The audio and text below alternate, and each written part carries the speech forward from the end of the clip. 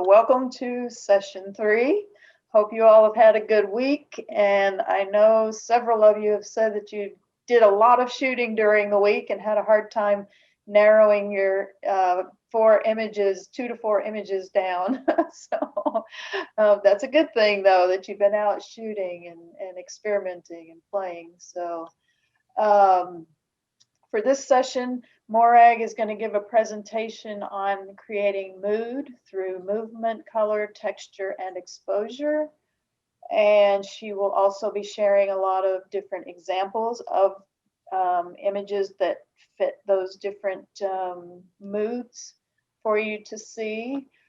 And immediately following Morag's talk, we'll have an open floor discussion about creating mood. So if you do have questions during her presentation, just put them in the chat and then we'll address all of those during the open floor after her presentation.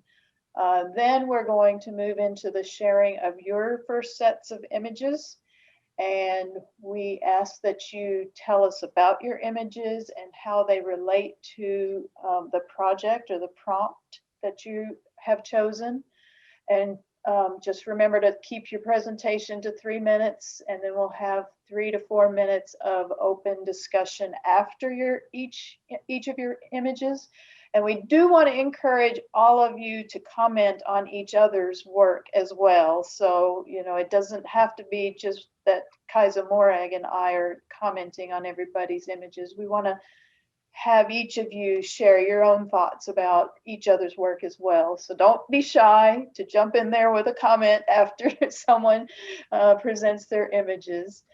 We'll do 4 sets of images, and then we'll take a break, and then we'll finish with the 5 remaining sets of images. And then once that's all done, we will wrap things up and tell you what your assignment is for next week. Next week, we'll be talking about visual storytelling, and I will be uploading a PDF for you to review after this session that'll have some things that we want you to think about for visual storytelling. So that will come later this afternoon. And so with that, it is now time for Morag to give us her presentation on creating mood. Thank you, Stephanie. Yeah, so we put this short presentation together, hopefully to stimulate some discussion about the different ways that you can create mood in your images through using different movements, colors, light, texture, all of those things that go to build your output. It is subjective because, you know, how one person reacts to a picture will never be the same exactly as another person reacts to it. So, but there are some kind of general rules to follow about, is it calm, is it chaotic, is it warm, is it cold, how graphic or modern it looks, etc., etc. And I could go on forever with that list. But instead I'll try and go through a whole bunch of different photos and talk about them a bit. And then at the end, you know, you can give me your impressions of what you thought as well.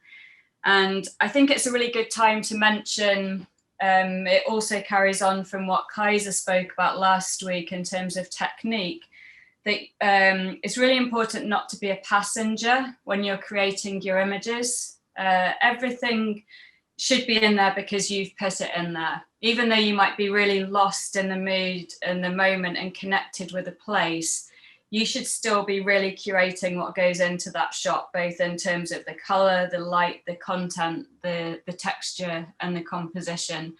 And that's where you'll move from the, sometimes we all sit in a space sometimes where we get something by a happy accident through taking a lot of photos, but hopefully it will move you to a place where you're much more likely to be able to create the shot you want than feeling like you did it just by kind of chance. So if you could just move the slide on there, Stephanie, thanks. So we've put together a couple of slides that we're all taken. These are all taken in one place at exactly the same time, using the same light and using different movements and picking different parts of the landscape to create very different moods. So on the left, I've included water, sky, trees, and a built structure as well, which is a bridge in that case, which creates this really dramatic dark center to the image. And so although it's got some swirly romantic things, it's also got this a kind of dark side to it that draws you into the middle. And then in the middle photo, we've got the same light but shot through tree branches. But it's the idea with this one was to evoke the sense of freedom, the kind of flight of a flock of birds, as it were, is what this reminded us of. And so just having that really, you know, that floaty feel to it, really, I guess. On the top right, we've got a photo that's a little bit more literal. You know, you can see the landscape in that photo. You can see what you're looking at. It's you know, it's some rushes and a tree and a hill in a sort of wide river in the front, and it's quite a kind of romantic type image, I would say, quite straightforward. And then on the bottom right, you've got a much more kind of, you know, the way you can see the swirls there, the way that the light was pulled around that picture of the rising sun. And that creates something kind of much more open to flights of imagination about what's there. A lot of people refer to that image, it's actually my background, probably you'll have noticed as well. A lot of people refer to it as being quite Turner-esque. And I have to admit, it's actually one of my husband Ted's pictures, not one of mine. So I'm not taking credit for it at all. And yeah, so that's all one place, very local, doing different things with it from standing in exactly the same place, really, and just looking at different things and treating the light and movement differently. If you pop on to the next one, Stephanie, please. And again, we wanted to do another one that's just stood in almost exactly the same place and trying different movements here specifically to create kind of different textures within the photo and therefore mood. And these are all shot on roughly the same shutter speed. The only variance is, you know, some of them are on 0.4 of a second, 0.5 of a second, 0.6 of a second. And they're all shot on nearly the same aperture, something between 18 and 22, except the top middle one, which is on a much wider aperture. So just to give you that as a sense of not much else is changing other than the movement itself, really. And so in the top left, there's a kind of really graphic modern feel to this image. It's a very kind of sharp up and down linear movement, which creates this kind of smooth, bold, vibrant, fiery feeling. In the middle, you can see the movement so clearly in this one. There's an absolute trademark of what's happened, which is this semicircular horseshoe type movement. And the reason that was chosen as the movement is because it mimics the branch that's just below the top in the right hand half of the picture. You'll see it has that same movement. And so we would have been following that line. I say we all the time because Ted and I often shoot together, so we're often experimenting through these things together. And that image it's quite playful, I would call it, and whimsical. It wouldn't fit in every series of work. You know, you would have to be wanting something that had that quite, you know, quirky idea behind it for that image to fit. It's certainly a lot of fun, though, I think. That's the way I like to look at that one. And then on the right-hand side, there's kind of what I think of as a quite oil painting-y type texture.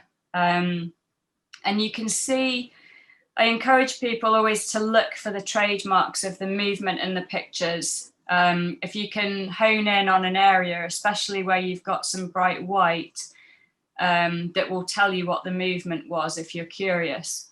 And so if you look on the left-hand side of that image, you can see there's some white, and it's a kind of up and down, but slightly diagonal at the same time.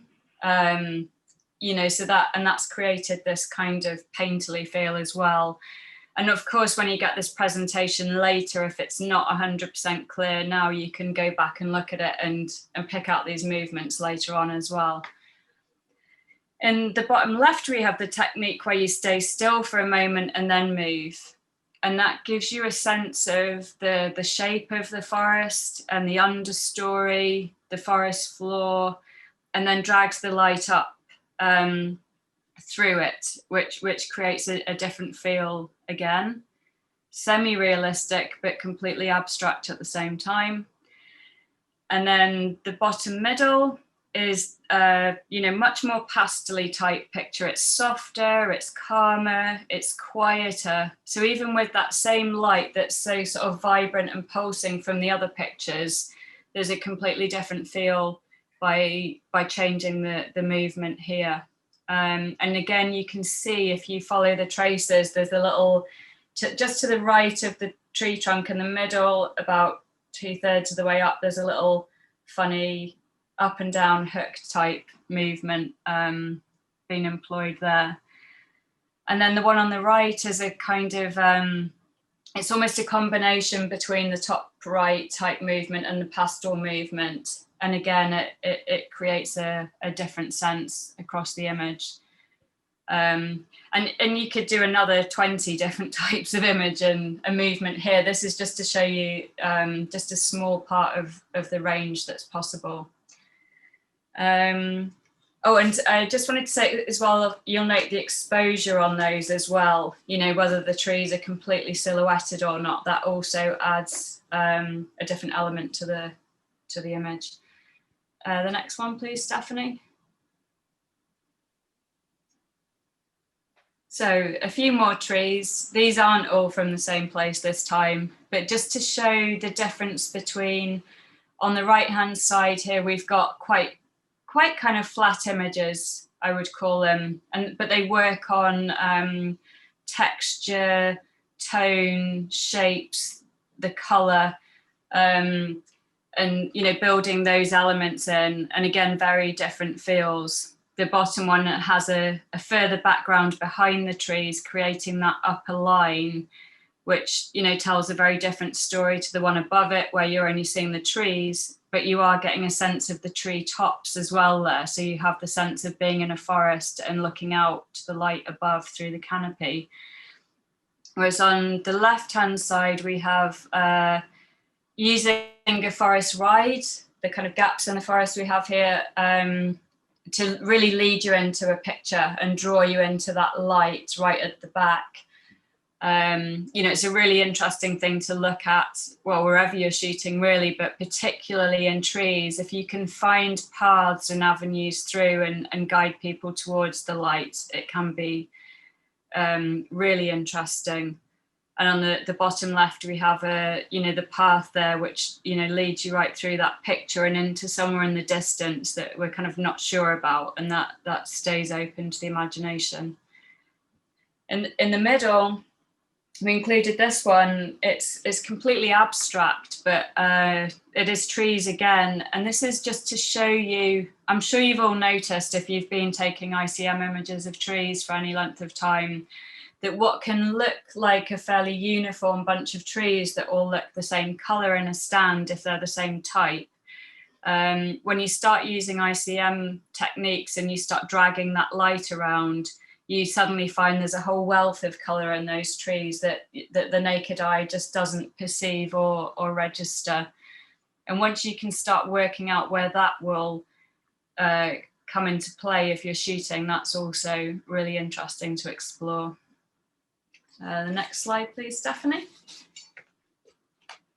So here we're looking at colours and textures. And on the left-hand side, we've got two photos. They're both seascapes. So although they're in different countries, you know, they're a very similar type of image. If you look at the content, there's the sea and there's light moving you across to the horizon, then some moody sky and a bit of light above. But because of the colour, there's a completely different feel to it. The top one's really warm and welcoming, whereas the bottom one has got a much more moody feel, much more suggestive of a kind of a bit of a storm, or there's been bad weather, or there's bad weather coming, which, you know, can be metaphorical as well as literal. It was actually shot in the middle of a endless snowstorm, days of snowstorm actually, and it was just a few minutes between one lot of snow moving past and the next lot coming in. I think I even had to spot out a big snowflake on the lens on it. But it still maintains, even though it's got this broodiness, there's still a sense of calm in that image, for me at least. And I would say that that's because of the blue and the silver light in there. On the right hand side, we've got very similar, we've got orange again and we've got blue, but they're really kind of vibrant and punchy, the colours. The movements and the shapes are more linear, and so the intensity of the colour and the way those lines are kind of drawn, as it were, give a completely different feel to the two on the left. And then in the middle we put they're actually both colour images, but they look very monochromatic, and we put those in there because, you know, it's quite traditional to use black and white to create a more somber mood. It doesn't always have to be somber, but it is a good way of, you know, bringing the mood to somewhere kind of lower and stiller place. And I know quite a few people in the course before were wanting to shoot in kind of black and white or monochromatic, so we wanted to kind of put a few images in to open up that avenue as well. And then before we move on from this one, we just wanted to touch on the use of colour generally. There's a lot of there's a lot of things written about colour and its effect on mood and well-being. If you go into a hospital these days, if it's been designed in the last kind of 10 years, maybe more, they've probably thought about the colour scheme and done some proper consulting on it, and it will be different in different areas of the hospital, for example. But the scientific work apparently just isn't there, or there's not strong scientific evidence for it yet, but I think it's worth you know, making yourself familiar with the kind of anecdotal uses of colour around the place, because there's quite a few things you can read about it if you look it up, and also to remember that different colours mean different things in different cultures. They can be the polar opposite of, you know, red's a warning for some people, it doesn't mean that for somebody else, and different associations with different colours. So just bear that in mind as well, and know who your audience is and know what you're trying to get across with your piece of work, and see if colour has a role to play in that. Next one, please, Stephanie. We brought this one in for talking about partly scale and partly contrasts. Both of the shots on the left are of a wild, wild sea, as you can probably guess. One of them's taken much more close in with a telephoto lens. The other one's still a telephoto, but covers a much wider area of the sea. And, you know, they have a very different feel as well between, you know, the top one doesn't feel welcoming at all, but the bottom one, while it's wild, has a bit more serenity to it. And in the middle, we've put a couple of shots in that play with scale. So this is a case of, these are actually just the dark shadow of a wave in the pictures, but we wanted to make them look like landscapes. So they could actually look like a landscape picture in their own right. So that's just working with the concept of, you don't necessarily have to represent the thing that you're looking at or you're photographing, you can make it appear to be something else. And then on the right-hand side, looking at the contrast of having this movement and energy close to the smooth, calm waters that have been made to look still through the kind of shutter speed and the kind of the feeling that brings to the image of mixing two moods and feelings together almost. And obviously they really rely on the light on the water very strongly as well in the terms of the green and then the pink. And it's very important to think about scale when you're putting your pictures together and when you're out experimenting, because I know I'm really guilty of this myself, is that it's very easy once you've you'll have a default scale and a default angle quite often and a default distance you shoot to. And that can mean that you don't always fully explore what you can do with scale and different angles, and how does scale tell the different elements of the story that you're working with. So we'd really encourage you to go out and even just force yourself to shoot things at scales you're not used to, just to see what comes out of that. You know, it might not be helpful, but it's really worth making yourself do it to get out of a kind of default way of shooting and see if there's something you can open up there. Thanks, Stephanie. Next one. And we get asked a lot about shooting, you know, using close-ups for creating ICM as well, because quite often people assume it's going to be something wider or middle distance, but you know, there's a world of opportunity in just getting up close to something. You know, you don't even have to have a macro lens, obviously, but these are shot on a macro lens.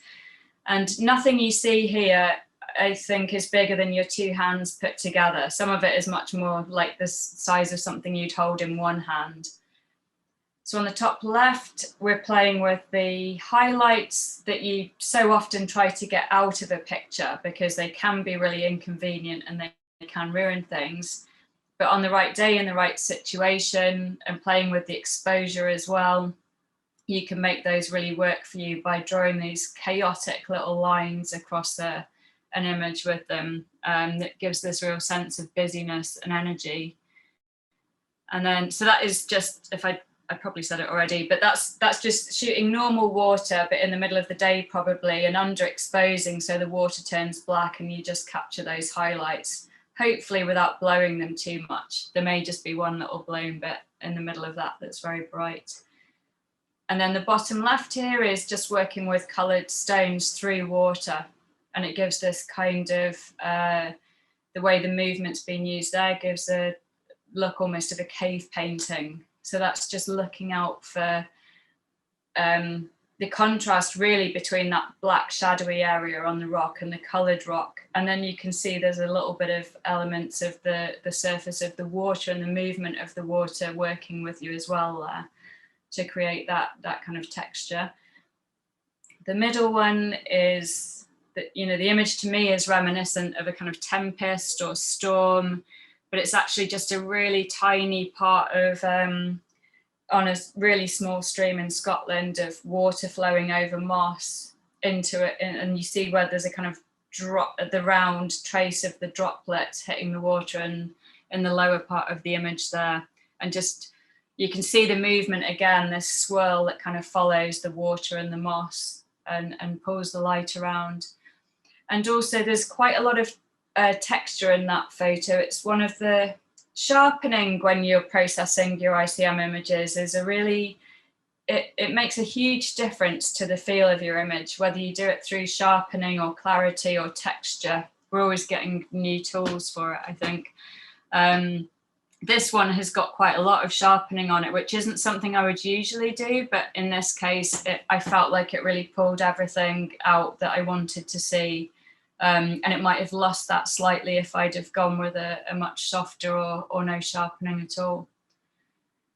And then on the right-hand side, it's just playing with a, you know, tiny rock pool on a beach. And this is just the bubbles swirling around in that rock pool. So they're already moving, and then I'm adding movement myself as well. And then the colour of my coat and the colour of the sky is all building into the kind of colours that have come in there. And that's actually something really important to consider, especially if you're shooting water, is what's reflecting off that water. And if I want colour, can I add colour by reflecting myself on it? Or, you know, where's my shadow? Is it adding to the image or is it taking away from it? And it can also be really good fun to find your shadow in those bubbles as well, and move that around the image as well. The one thing with, obviously, if you're shooting these really close-up things, is that you're going to have to control your movement very tightly, because you've got such a small area to work with. If you go too far either side, you're going to drag something into your picture that you perhaps didn't want there. So you just have to be aware of that one. Can we move on, Stephanie? Thanks. A few more close-up details again. We've got the bottom left and the middle are both lilies, actually, and the two on the right are daffodils, and then the top left is a acer tree. And the thing I thought was most interesting, actually, when I went to put this slide together, it wasn't the purpose of putting it together, is how busy and chaotic that bottom left-hand picture of the lilies in pink looks. I have this on my wall at home, and it's a really soft, serene, calming type image. But when I put it together with these other three, it suddenly looks really tangled and messy. And that made me realize, you know, to talk about how important it is when you curate a set of images, how placing them next to each other and changing the order can really change what effect that image has. So it's a really good idea to always look at your images together and play with them and move them around and see how they sit together as well. Because, you know, the image has one feeling on its own, it has a different feeling somewhere else or next to something else. We even feel that when we hang exhibitions as well, actually. If you move it from one wall to another, it changes entirely. So it's really worth thinking about that too. And then the two on the right, again, very similar subject, very similar movement, but just showing the difference in the feel of them because of the color and the vibrancy. The bottom right is very kind of graphic and vibrant, whereas the top one, bringing the blues in, is much softer and calmer. It's probably a slightly longer shutter speed and a wider aperture than the bottom one, which retains more detail. And the next one, Stephanie, please. So these ones are included thinking about energy and light, really. So they're taking wider photos of the landscape. And I think these are absolutely the hardest shots to nail. They certainly are for me anyway, to be able to take a shot that shows the landscape and brings a sense of mood while retaining a sense of what you were looking at, I find really tricky. The only way it works for me, really, excuse me, is to do it in light that I'm really happy with, whether that's kind of dawn light or dusk light, a really stormy light, or, I mean, in winter it's easier, especially if you live in the Northlands like Kaiser and I, because the light can be dull all day in the winter, or soft rather. So the top one, we have just a really moody, stormy day, very brooding. You know, if I could say what's a typical day in Scotland, that would be it, probably, in the mountains, certainly along the west coast. And then the bottom is the opposite of that, where you actually suddenly, on the rare days where you have this lovely, soft, warm light. This is actually the view from my window, which if I look like that, I'm looking out on that. So it's a very special view for me. On the right-hand side, we've got much more, on the top right, a much more chaotic feel. So again, it's taking a landscape, but I quite often have times where I just don't feel like I can make something work. And so on this one, you can see I've turned the camera completely on one diagonal and then switched it onto the other diagonal during the exposure. And what I really wanted to retain was this sense of blue. There's a blue piece across the middle there that was what I wanted to represent. And I hope that the feeling is that you kind of get sucked into that space and kind of stay there a while and see how it feels.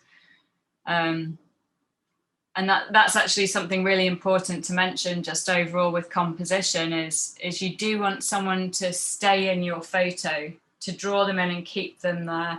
If the eye goes in and then wanders off to an edge and stays there, then it's probably not going to work very well as an image, because you need to draw the eye in. It can wander all around, but it can't really leave the photo for it to be successful. You need to have something there that draws them back into the image. And it's a really good test when you're, kind of curating your own work to think, will other people like this or not?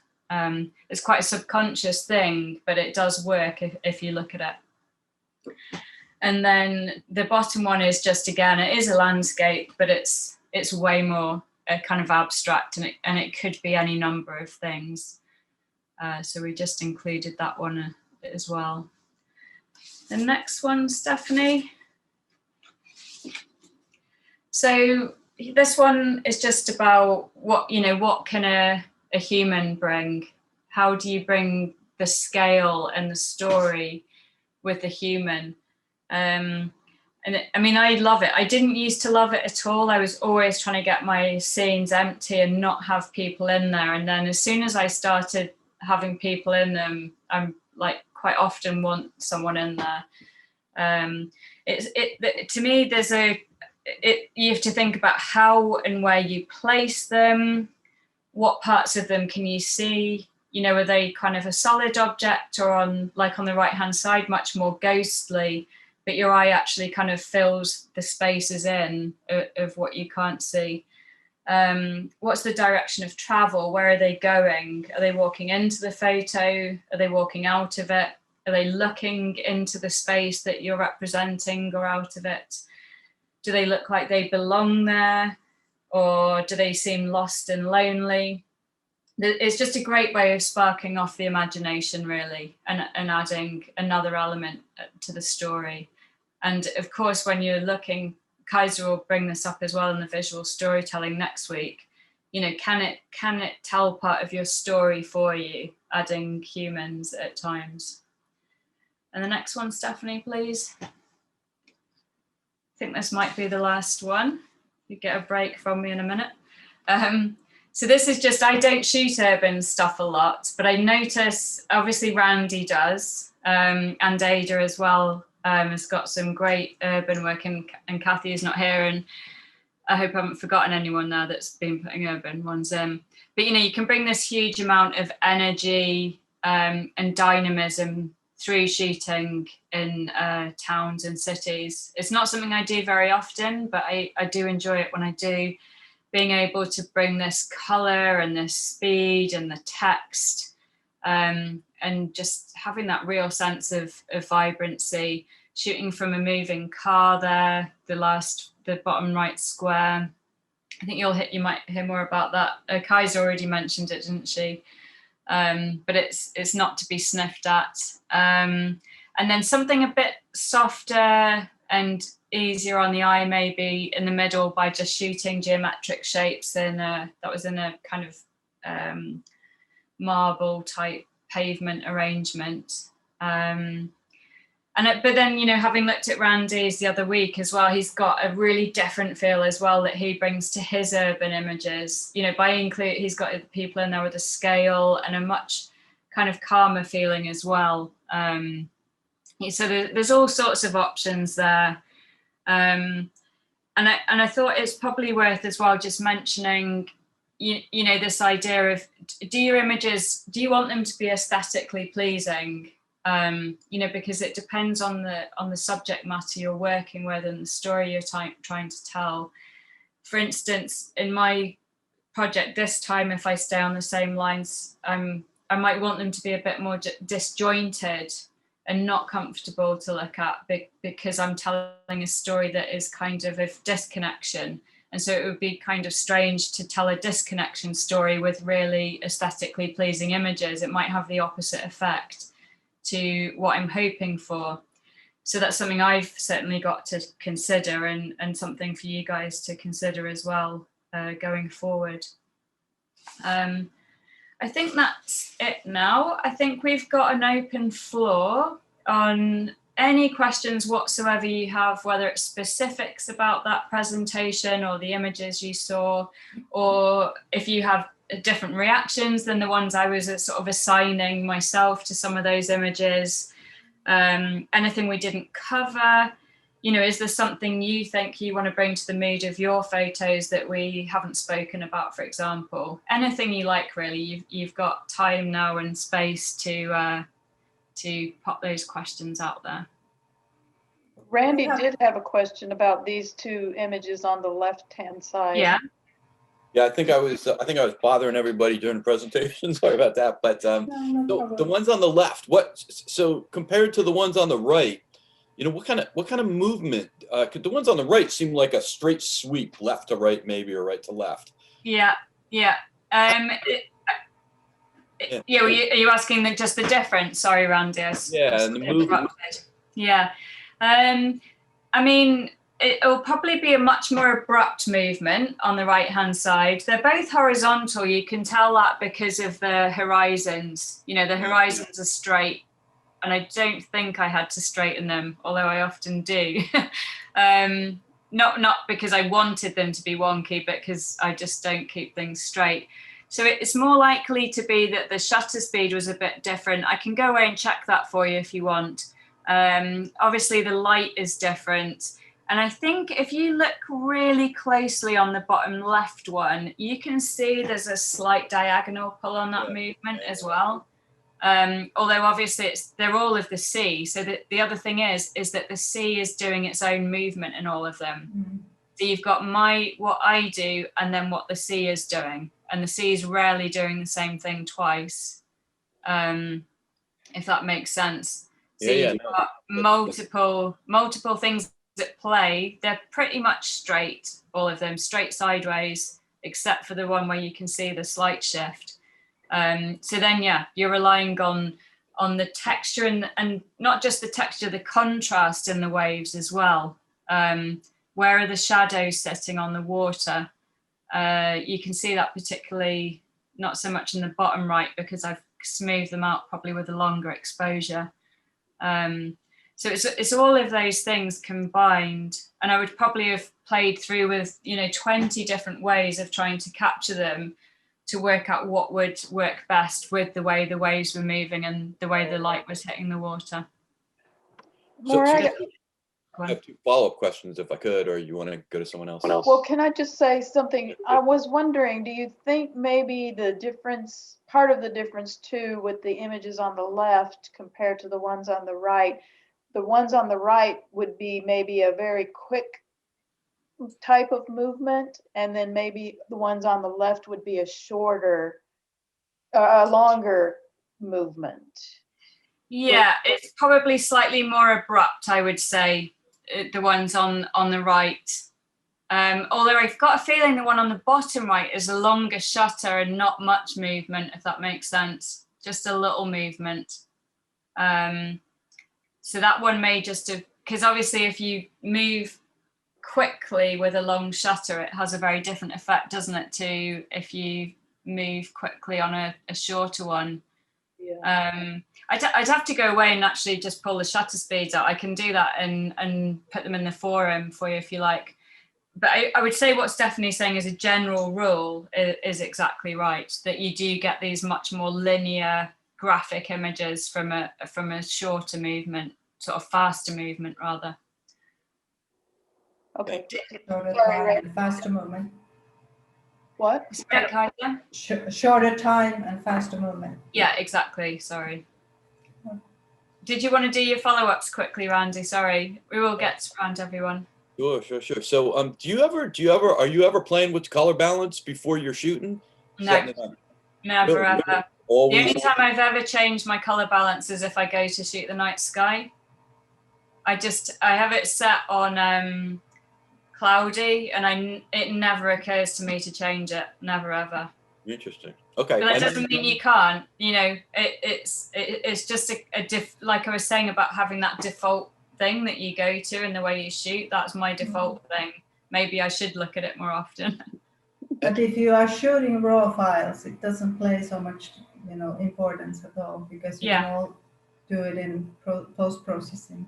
exactly. Fair enough. If you're not shooting raw files, then you have to be more careful with your color balance Yeah. while you shoot.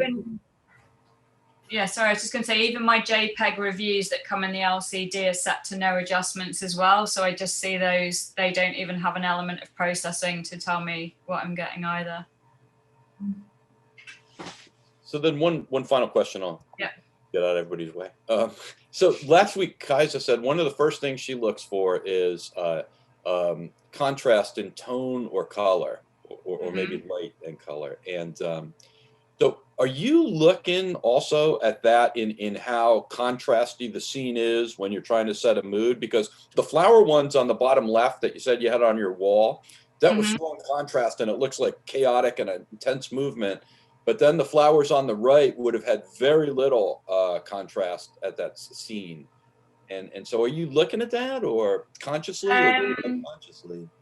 It's probably more subconscious for me. I tend to see shapes and patterns that I like. If it's something like on the right-hand side, I would have seen those verticals and the light and shadow falling on them and thought, oh, do you know what? I think I can make a really interesting shot from that. The motivation for the one on the left was entirely different. I had a bunch of lily flowers in my kitchen and they were fading and dying, but the translucent color was coming through. So my only motivation was, how can I save something from these petals? I want to keep them. I want to keep this memory, you know, so I just piled those up inside and just shot them. And then the middle one is me trying to replicate that on another occasion and just not being able to at all, but ending up with something very different. So I think that motivational thing, you know, so I suppose it's partly how you articulate it, because what Kaisa said is about looking for the contrast. And so I'm looking at these uniform verticals and the shadow and darkness. And so essentially that is seeing that contrast, isn't it? But I'm quite a kind of, I don't think very solidly, if that makes sense, before I shoot a picture. I'm more responding to something there that I don't necessarily put words to. Does that make sense? Yeah, no, I can relate to not thinking clearly. I do it all the time. Yeah. No, thank you. That's helpful. No, But then on the other hand, if you look at this picture with the petals, there's very large tonal contrast here. Yeah. With the light areas and then the dark areas, especially the dark areas in the shadow. Yeah. And even the purple color and then the light areas. So you have a lot of contrast there. Yeah, and I must admit, once I start shooting, it's always those areas of darkness and sort of convergence that really pull me in and make me want to carry on. And they're the bits that get me really excited. So even though I might not be thinking about it beforehand, it's certainly what draws me in once I get started, if that makes sense. I'm just going to pull the view up so I can see everyone. Laura, did you have your hand up? Yeah, I just had a question, and we can do it from this screen or the Seascape screen that we were looking at. But I'm always intrigued when I can see these intense colors. And a lot of my images are really washed out, and I'm not exactly sure how to get that intense color. The screen that we started with Randy had an example of that. Yeah, like the two on the right compared to the two on the left. What's the difference? Well, the two on the top are both in Italy, right, on the Riviera, so they have a very similar quality of light. It's just the type of light there is. The light on the top left is a more wintry, diffused light. I may have had a filter on, but there's a pretty good chance I didn't. It's that softer light where it's coming through clouds, and you can see there's a patch of it on the water. So there's areas of light there, and there's areas of much more cloudy, misty type parts of the sky, whereas the one on the right hand side is just a full bare sky, sun's just dropped behind the ocean. You know, that moment when it's just disappeared behind the sea, as it were. and below the horizon, but the light is just a wash. The whole sky is awash with it. So there's no cloud there, there's no mist, there's no softening to that. It's just bold and bright. And I don't think either of these even barely have the contrast pulled or the saturation, just because it was so bright. Especially the top right, if you did anything else with it, you would have just, you would have pushed the boat out. It already looks, to me, when I shoot things like that, I often don't even kind of use them or put them forward, because I think people will think they're really overcooked, if that makes sense. But they are just as they're shot. So is it a little bit of movement? Because, the one on the top right, we get some sunsets that have that kind of color in it. And I'm just trying to figure out how to get that intensity. I use a lot of movement in my sunsets, and I get a lot of color. But then how are you post-processing? Because a lot of times it might look flatter color-wise on the back of the camera, but you can bring out a lot of that color in post-processing. Yeah. Are you doing helps. that in post-processing? Probably not enough. Yeah. I mean, the data should be there if you're shooting in RAW. So it's not like you're adding anything. You're not creating a new color that's not there. It's there because it's in the RAW file, but you can punch it up a little bit by just working with the saturation or just working with the color sliders to bring out more. Yeah. Okay, thanks. Stephanie has brilliant examples as well, from a lot of her work has this strength of color and this linear nature to it. Be well worth having a peer over it, actually. But go ahead. I was just going to say that one particularly, that absolute vibrancy without any kind of blowout is just by waiting for that split second when it drops behind the horizon. Yeah. Sorry, Stephanie. Well, and I was just going to say, and like my sunsets are very colorful, and then a lot of my landscapes have a lot of color. I'm able to get that color, but I've been here recently because of the project that I'm working on for this workshop, trying some different, more intimate landscapes with different kinds of movements, and I am finding that on the back of the camera, they don't look as vibrant and colorful as I'm used to, just because it's a different subject, it's a different kind of movement I'm using, different exposure lengths. But I haven't worked with any of them yet in post-processing to know, but my hope has been that even though I'm not seeing the color on the back of the camera, once I get it into Lightroom, I'm going to be able to bring that color out, because color is my thing, and so that's what I want. So hopefully sorry, Stephanie, I didn't mean to come over the end of you. You could put a photo if you wanted, or send one of us one, one of your images that you're thinking about that you're not getting the strength of color from, and send us the raw file, and we can take a look at it and say, is this how the photo was taken, or is it that you could process it differently?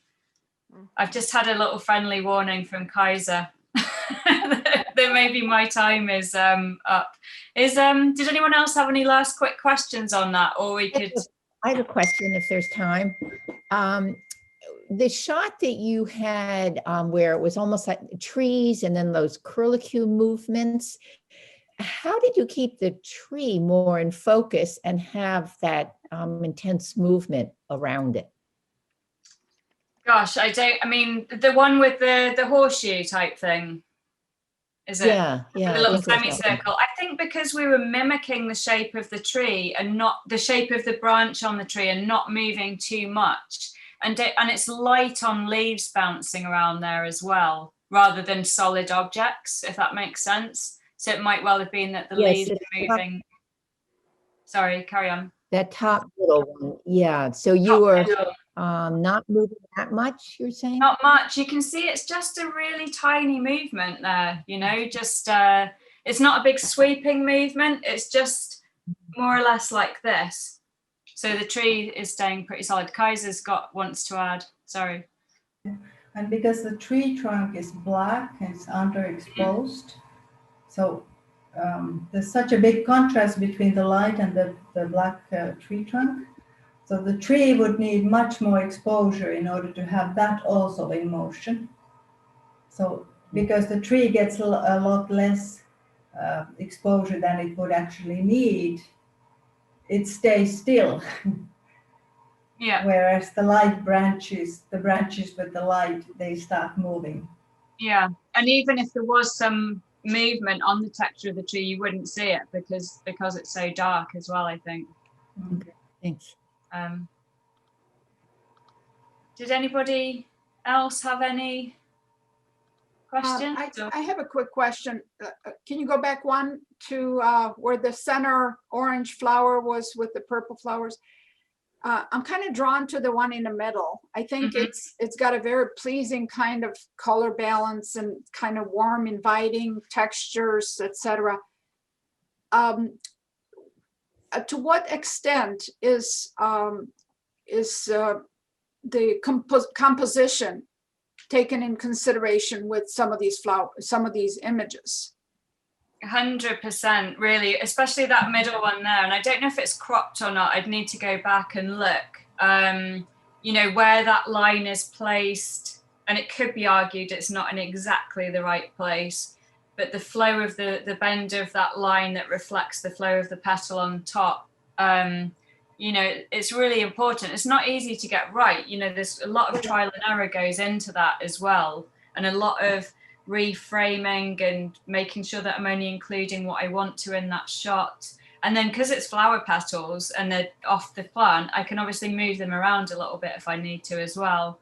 And I have to say there's a bit on the shot on the bottom left, even though I absolutely love it, that I'm just not happy about that dark hole in the middle, in the bottom right, but it's one of those imperfections that I live with, if that makes sense. But if I was wanting that image to be completely perfect, that dark hole wouldn't be there.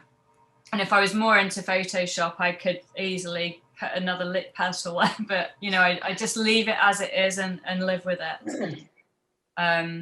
Yeah, does that answer your question? Yes, you have. For example, the upper left image,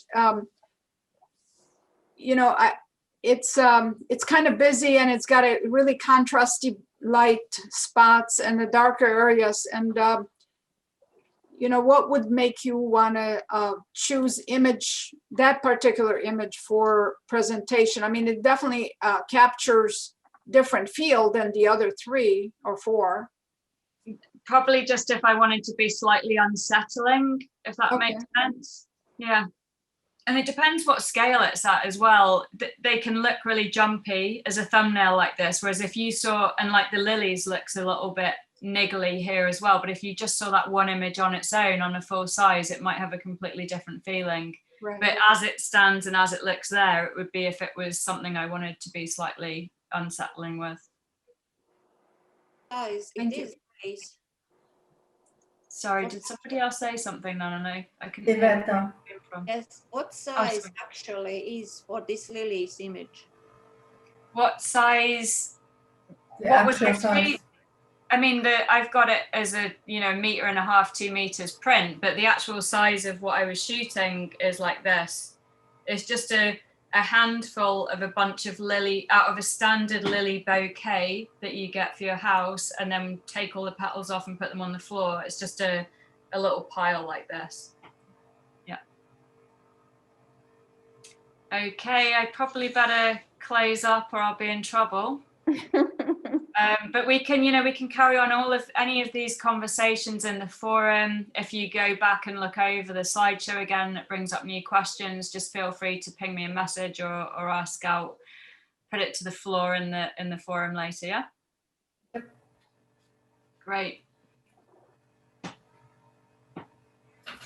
Okay, well, we'll start with the presentations, and this is the order that we will go in, and it was completely random, so I just picked names and put them in random order. So Iveta, you're up first. And 3 minutes, please. Okay. I will try my best. So I include and send my first few shots with my fruits, but which will stay with me, and I will work out how and what I will continue to present this movement.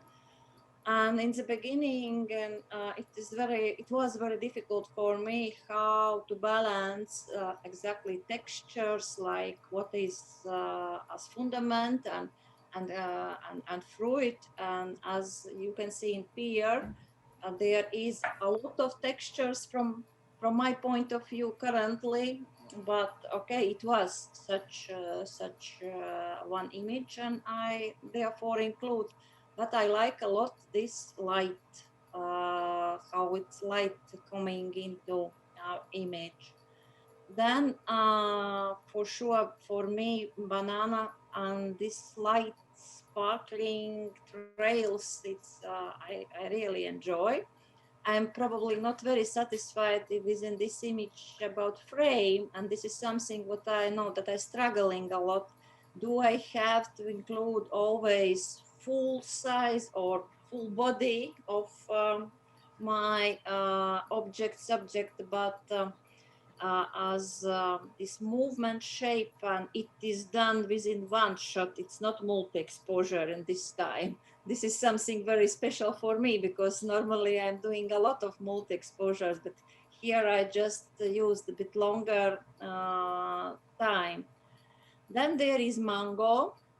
And for mango on right bottom side, I guess this very good mixture between texture on the table where mango is staying and mango. It's this is something what I like, how it's going in and out. And then my pomegranate, it's low image. Actually, I love this a lot, but I know that this probably will stand out as standalone. I guess it will not go in my project like one-off. But pomegranate is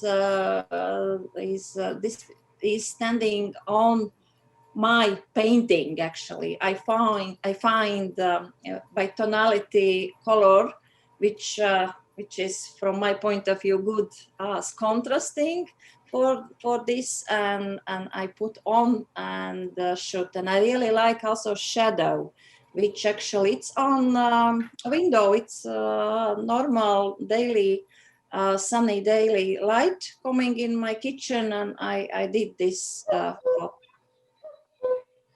yeah, that's all from my side. That was perfect timing, Iveta. Thank you so much. Thank you, Iveta. Really nice images. And very good points you brought out. First of all, about the difference in scale. That do you need to show the whole fruit or just part of it? It's important when you do a story, when you have a series of images, that there is also a variation on the scale.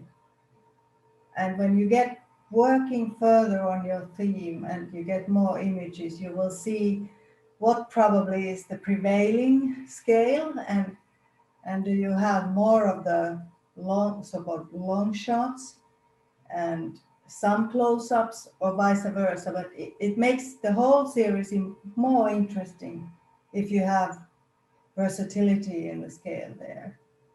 Right. So try to keep that in mind, that not that every fruit shows, like your pomegranate, for example. Here you can see the whole fruit.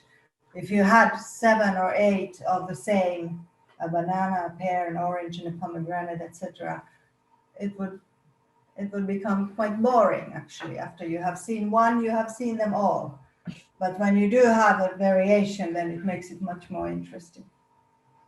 And as you can see here already, with the pear on the left-hand side and then the mango on the right, lower right, there's a difference in scale, and it really immediately creates a much more depth and interest in what is going on here.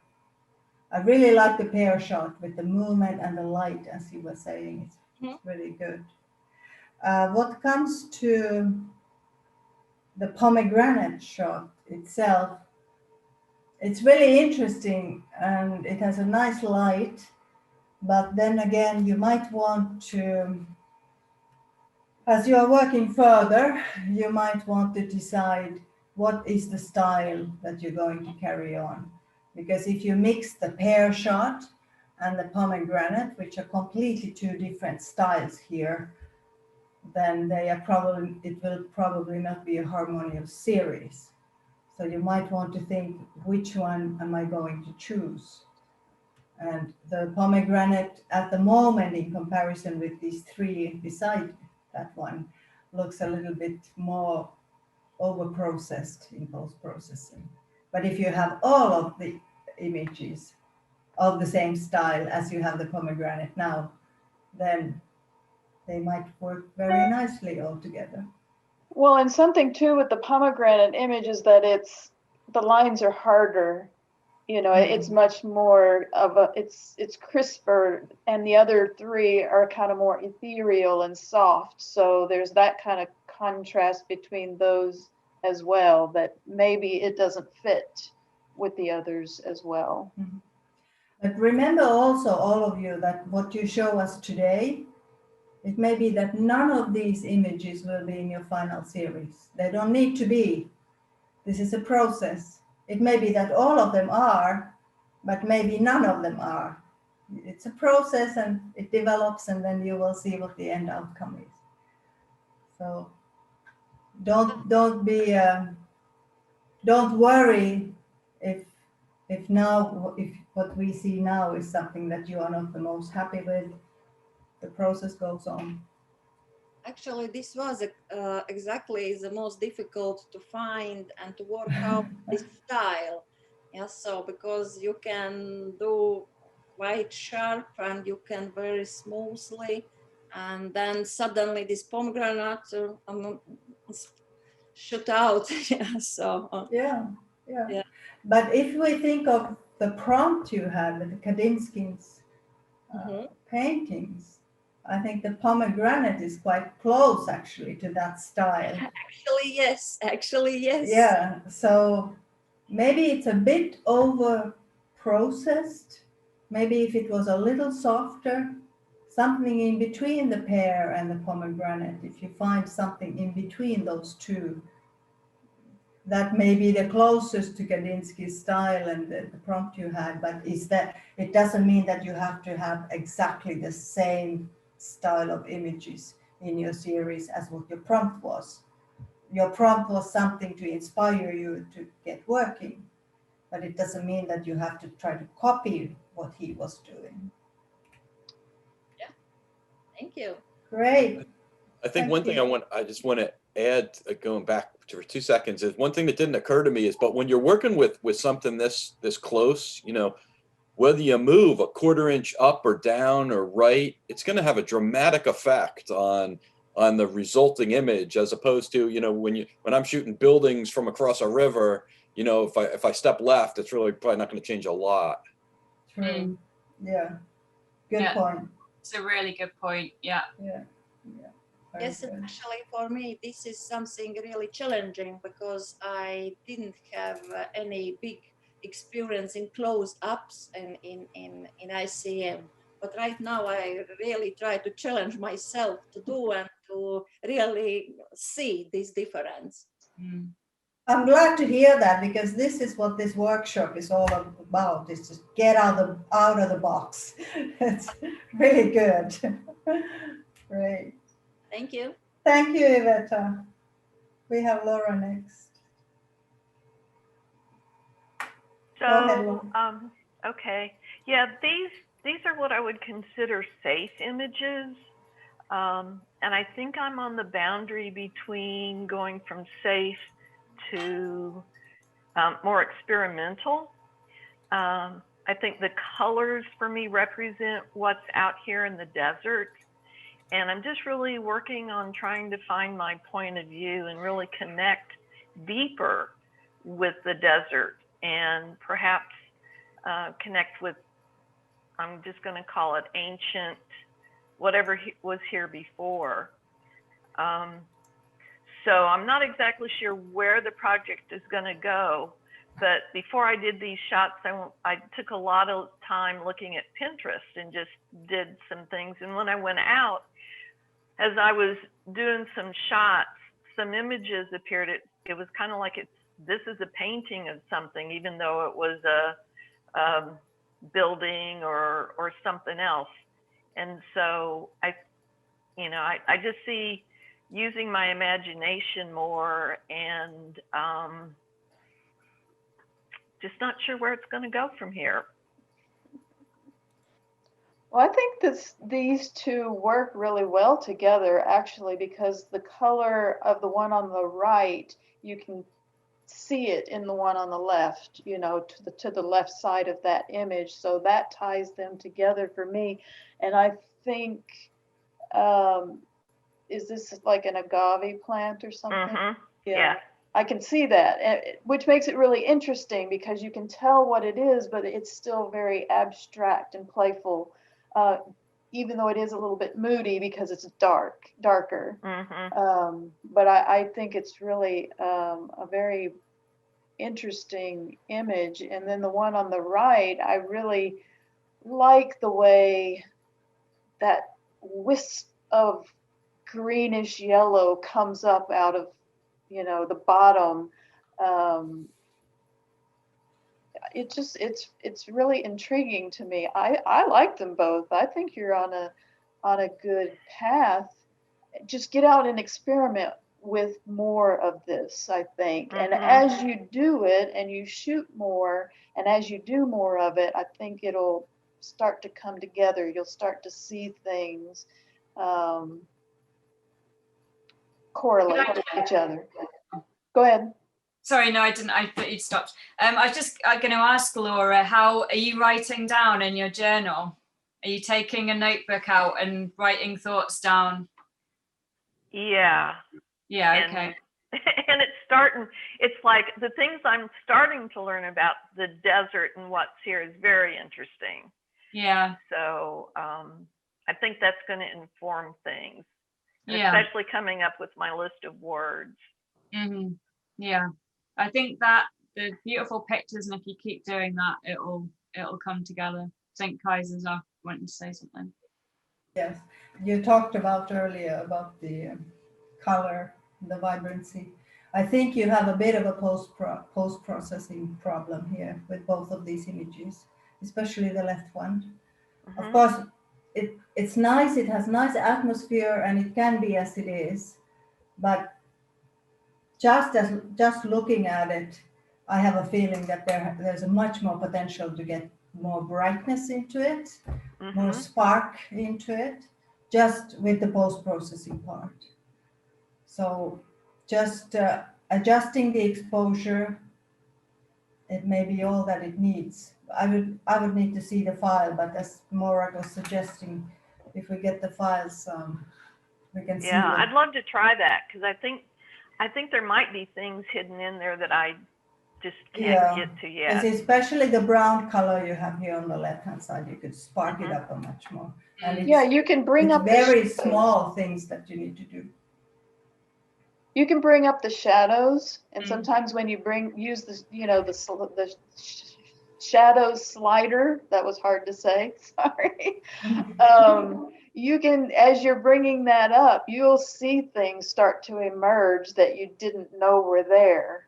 And so, just work maybe a little bit more. Are you processing in Lightroom, or how are you doing your images? Mostly in Camera Raw before I bring it into Photoshop. Yeah, well, it's, I think, pretty much the same. You have the sliders, right, for all those different Yeah.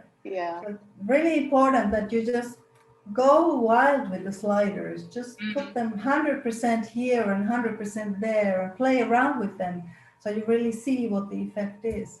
And then the adjustment may be only like 10%, but first experiment and play around so you see what happens. And then other thing, I don't know if you have, but you might want to also experiment with the wider lens, because it seems like you are pretty close here. in these images. So it might give you a completely new perspective. See what you get. It doesn't make the stuff any easier to say, quite the contrary, but it gives you a different result. Great. All right. Thank you. You're welcome. Does anybody else have any comments for Laura? Yeah, it's funny. I agree with all of what you said, and also there's something I like about the blue one as is. I'm not sure exactly what the story you're going to be telling, but there's something about the softness and the darkness that is very interesting to me. So I guess it would depend, of course, on what you're wanting to present, but I love it the way it is, the blues and the soft and the dark. It will be a very good test of how you process for mood, actually, because it is very soft and calm and relaxing to look at now. And if you pop any one of those things, the contrast, the blacks or the shadows or the tone, like Kaiser said, you can see the potential for it to just come alive like this and really, become a very bold image. And it will be very interesting to see the two together and see how they, fit into your overall story. If, and they may not be in the end, but yeah, it would be a good example shot. All right. Well, thank you, Laura. Valerie. We have Valerie. Yes, the theme I'm looking at is the idea of beginnings. And this was the first time for a long time I went out and the sky was beautifully blue and there was light shining on this particular branch that is over the water. So the blue that you see is water underneath rather than sky. And after last week's presentation, I wanted to experiment with different ways of moving to see what different effects it makes. And it also, I gave myself permission to stay in one place. I'm used to kind of walking around and taking lots of random shots and then coming back and thinking, oh, that was good. So I told myself to stay in one place and I took, nearly 100 photographs of just this one branch with the light shining through. And discovering, I've not done zoom burst before, and I really like the energy that brings in. The one on the bottom right I like because my idea of beginnings and moving into light is that it's dark and then possibly looking across the image into more different color and more possibilities. And also trying to get a flow, the idea of a flow of movement through the different pictures. I'm also aiming, the zoom burst I quite like for the energy, but I want something a little bit more abstract. You can still see what it is. So I'm still trying to aim for more abstract. But this led me into thinking also a lot about transitions moving through. And so I've experimented a bit this week with different ideas about transition. And then just today, going out for a walk today, I'm into bridges. So the idea possibly of bridging into, and I'll mess around with that idea next, I think. Yeah. Okay. Fantastic. This slide could have been in the presentation we just had, couldn't it? Yeah. of the one place, same time, different movements. It's a really good illustration of it. And I'm really glad that you settled down and stayed in one place and tried lots of different things there. I can't recommend that enough to anyone, as a really good way to connect with a subject in a place. And actually, if you can go back there over and over again and do that, even better. I personally really love that bottom right-hand side one. I love, you can see the movement in there. And I love the way that the contrast between the blue and the shadow drags across, and then you've got this area of light, and it does exactly what you said you were trying to achieve there. And as you say, you've got the energy of the zoom burst, but if you want something more abstract, then you can see that's a zoom burst of a tree. So you have to think about when you would use one. And the energy of the zoom burst is quite abrupt. You still got a lot of energy in the bottom right, and especially in the left hand side image as well. so there's a lot of movement, particularly in the left-hand side one. Actually, the more I look at it, you've got this real sense of this, kind of swirling energy.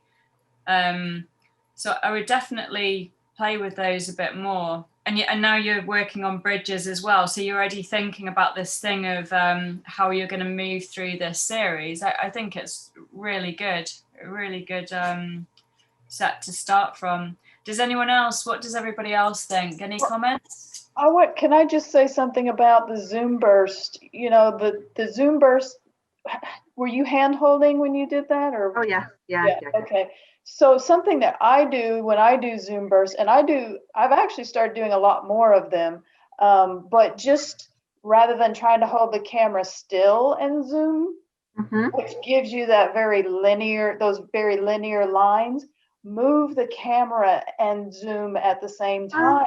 And then you kind of get some curls to your lines or some flows to your lines that's different. It's not as abrupt and linear as it is when you just hold the camera still and do it that way.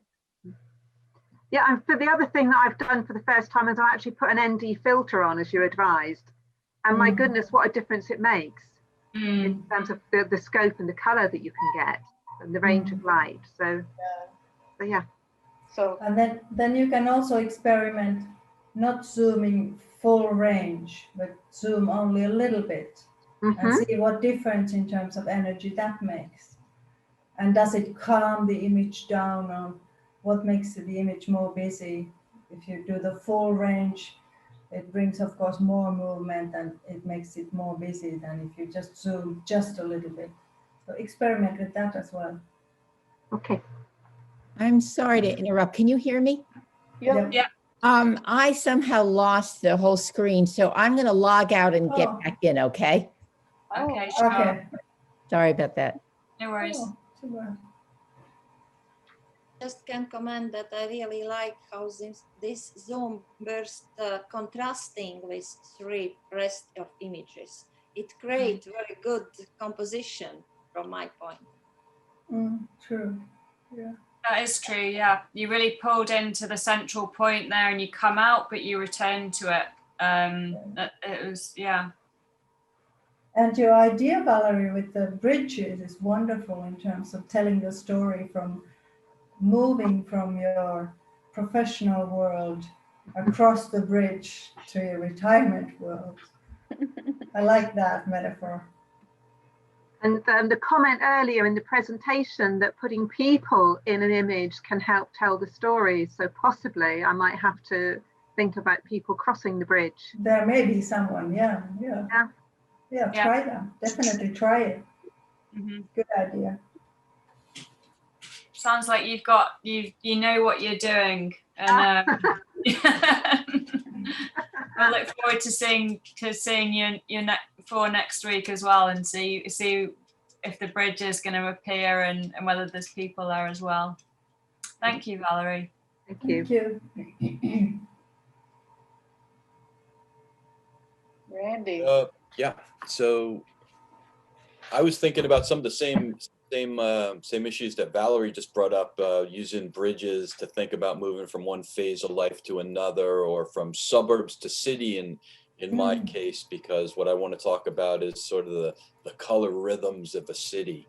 So I was envisioning the bottom right image to be sort of a starting image and talking about going from one place to the other. And so that's actually kind of an interesting walking bridge, where there's a lower bridge and then it turns around and then goes back over. So I like that there was two of them.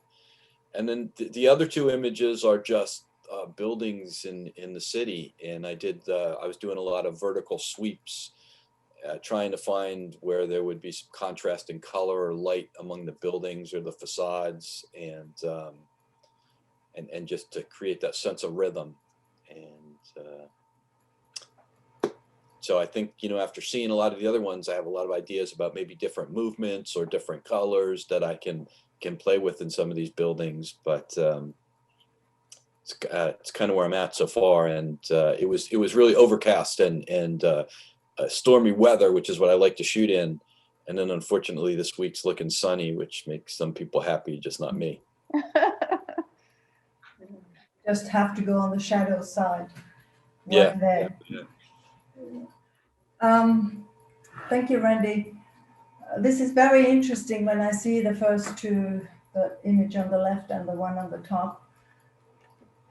If I didn't know that they are taken in Manhattan, the skyscrapers, I could just as well say that they are taken in a forest somewhere, anywhere in the world, practically. Very interesting how you can really lose reality when you do ICM. You can really get people lost. But it would be also interesting to see if you tried, if you want to keep a little bit of the skyscraper left there, if you had a little bit slower movement or a little bit longer shutter speed, so that we would get more of an idea that it is a skyscraper there. Like if you look at the paintings you had as your, sorry, this is my sister's calling, but sorry. The paintings of Otero, which you had as your prompt. Yeah. If you wanted to go a little bit more into that direction, then you could try to have a bit shorter movement or a bit longer shutter speed and see what the result would be. I don't know what your purpose is. Is it that you want to lose the skyscrapers altogether? But I would kind of like to see it, that there would be a little bit of the original left there. Not so abstract, yeah. Maybe not maybe all of them so abstract. Maybe the starting point could be a little bit more tangible. Okay, yeah, good point. Yeah. So it, of course, depends what your story needs, but I would say that I would at least like to see one. Maybe next week you can take one shot and then compare, have the comparison. But it's really nice to see these colors. When you talked about your idea last week, I was a little bit afraid of all these neon signs and all the artificial light that in my imagination Manhattan is full of. And I thought that, what's coming? And I'm really, really happy to see that none of that is existing in your images here. That these are actually very natural, as if they were shot in a forest. It's really crazy. What's interesting is, because they're so tall, the higher half of all these buildings, they don't have that kind of neon stoplight. Yeah, that's right. Yeah. So I'm usually shooting that portion of the building. Yeah, I understood that. But of course, that was my first impression when you were talking. I could see the Times Square, all the flashing lights and the whole scene. But I understand that you can also go without them. And I'm really happy that you did. But I would like to see a little bit more of something tangible there and see where that takes you. But a good starting point. Thank you very much, Randy. I think it might be interesting also to explore, just because these are buildings in New York, but they do have such natural colors, how you could make a story around the connection between nature and the city, or how that, how to bring that natural world into the city somehow. I'm not expressing it exactly the way I was thinking it, but it's just really interesting to me. I like the linear lines, because that's kind of been my style. I'm trying to branch out of that a little bit myself, but but I think the colors are really wonderful. I love the colors. Yeah, absolutely. And it's really interesting, like Kaisa and Morag even said too in the comments, I thought exactly the same as Kaisa, that these could very easily be images that you took in a forest. Yeah, Yeah, it's quite But amazing. knowing that they're not is what Mhm. makes it interesting, so interesting, I think. Yeah, yeah. But also, therefore, I would like to see even one image that has something more tangible to the skyscraper. Yeah, I will definitely work on that. Yeah, have a try. Great, thank you so much, Randy. Thank you. Perfect. But, okay, we're all here. Shall we go on? Ada, Okay. For mine, I decided to do kind of a movement between starting at like a place of balance or calm and then moving through the, I guess, sensations or emotions. So the upper right one is actually the beginning of calm. The left top one is shaky. The bottom left is towards the end, withdrawal, and the bottom right is scratchy nerve feeling. These are all, I wasn't able to get out last week, so these are all from flowers that were sent to me for my birthday from my mom. So this is actually a bouquet of flowers. And I haven't done a whole lot of macro ICM, but I thought that would be a fun experiment to do. And I wanted to get lots of vibrant. I was looking for red. So the red in the bottom left is actually a Valentine's Day heart that I made for my kids. So I was trying to find ways to incorporate, to find color.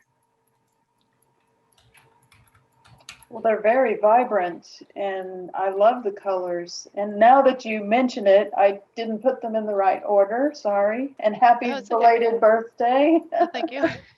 But I can see that progression from calm to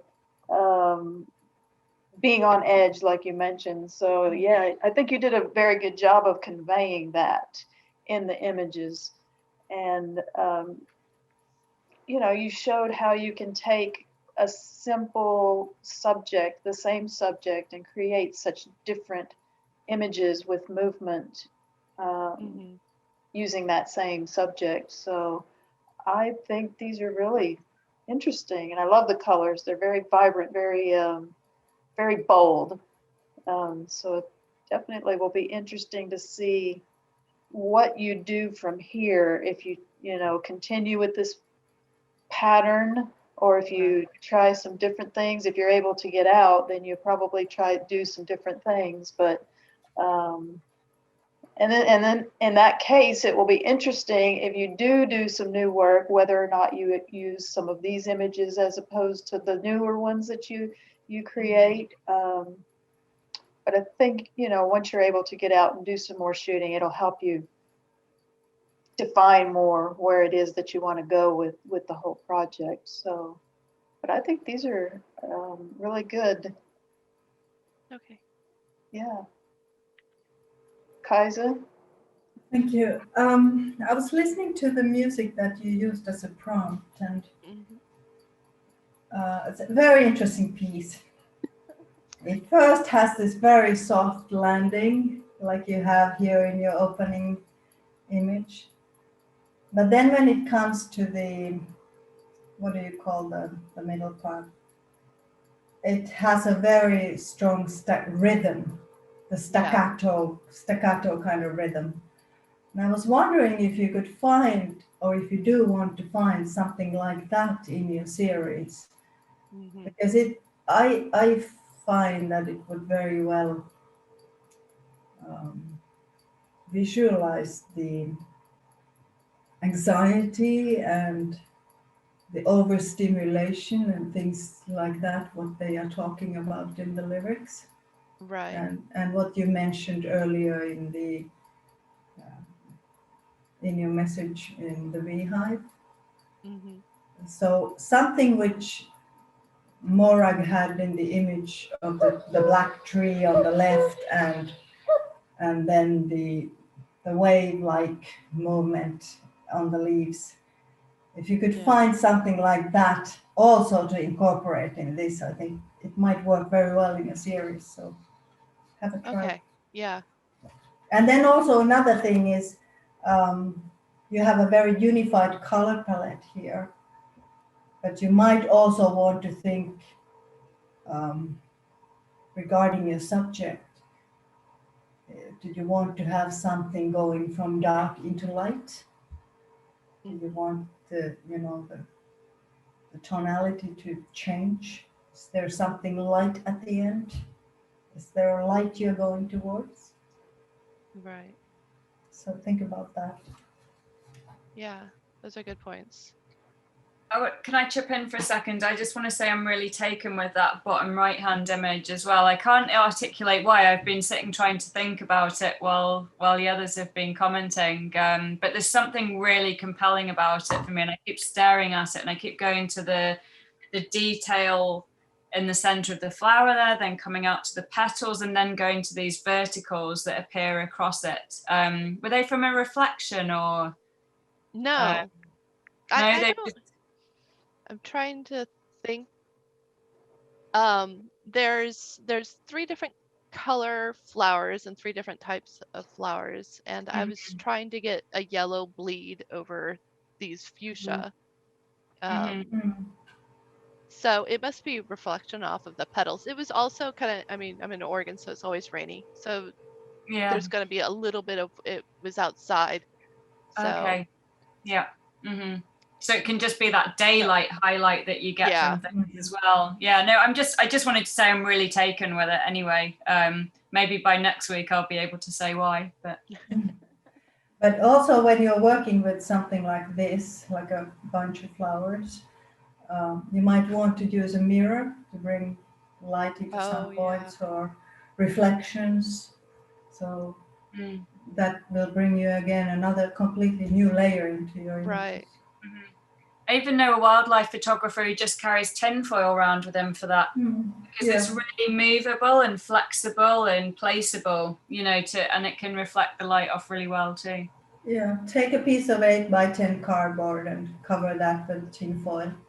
Yeah. And then you can just move it around your subject, bring light into certain parts. That sounds fun. Yeah, you might need an assistant. What kids are for. Oh, good. Yeah.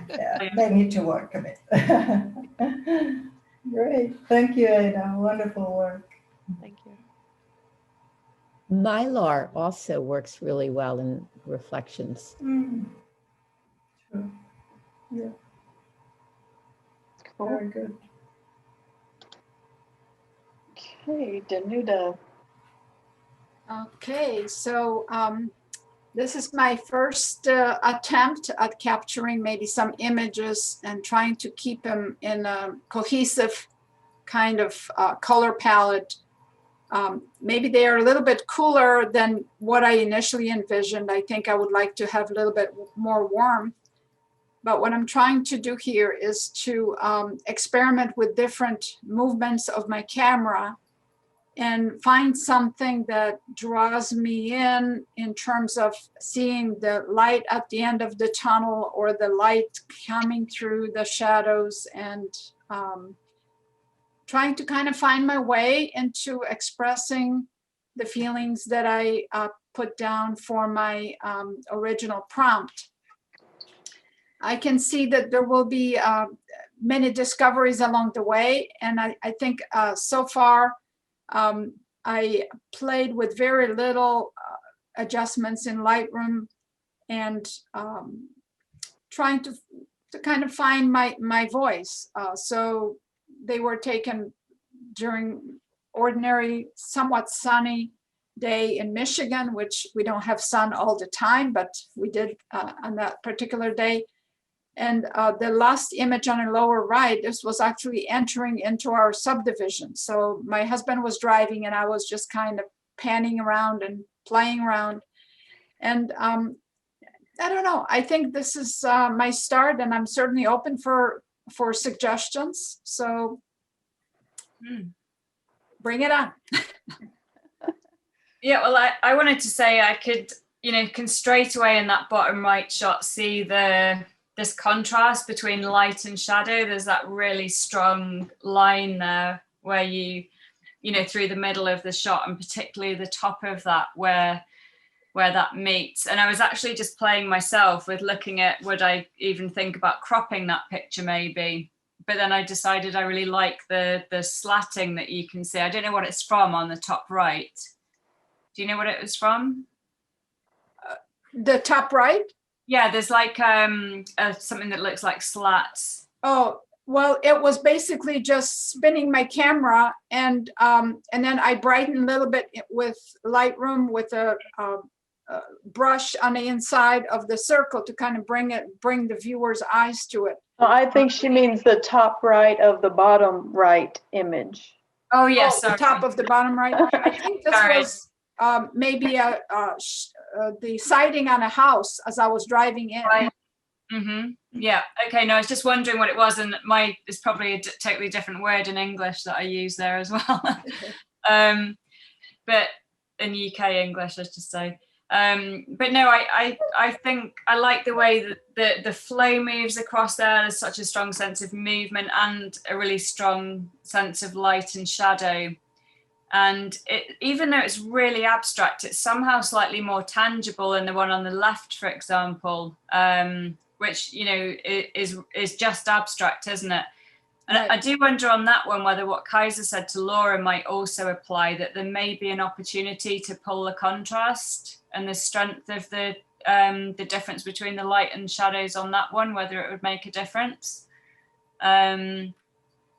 But yeah, and then you've got the mixture of the natural world then and the built world as well, haven't you? Are you planning on using both of those, do you think, as you go forward? Well, I'm still searching. Like earlier today, there was a nice light coming through my curtains in my foyer. So I took a few images of various movements, and I didn't have a chance to, of course, incorporate them yet, but there was some interesting kind of a play with shadows and the serenity of the warming light coming in. I'm still searching for my actual direction, but I think this is kind of, you know, first attempt at trying to, you know, formalize my search. Yeah. Yeah, and sorry, I suppose I might have suggested there that you needed to pick one or other or mixing them, but of course you don't. You can have trees in one and built environment in another and curtains in another. You know, as long as it tells your story, then that's brilliant. And it's great that you're experimenting with all of these different things as well to try and tell the story. So does anyone else, sorry, I've hogged the floor there a little bit. Does anyone else have something to add? Kaiser. The lower right one is a very interesting one. It's one of those images which Morag was talking that you create you create a landscape out of something that's not a landscape. You have like a micro or a macro world, and all of a sudden it looks like mountains and a lakeside. And this is exactly what it is. It may be housing there, but to me, it's a mountainside and a lake in the front. It's really interesting. And I really like the top right with the circular movement, and then you have this diagonal movement on the lower part. It's really interesting. Well done. Thank you. Thank you. Reminds me of a vortex. Yeah.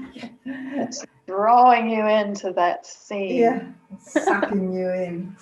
Or a light at the end of the tunnel.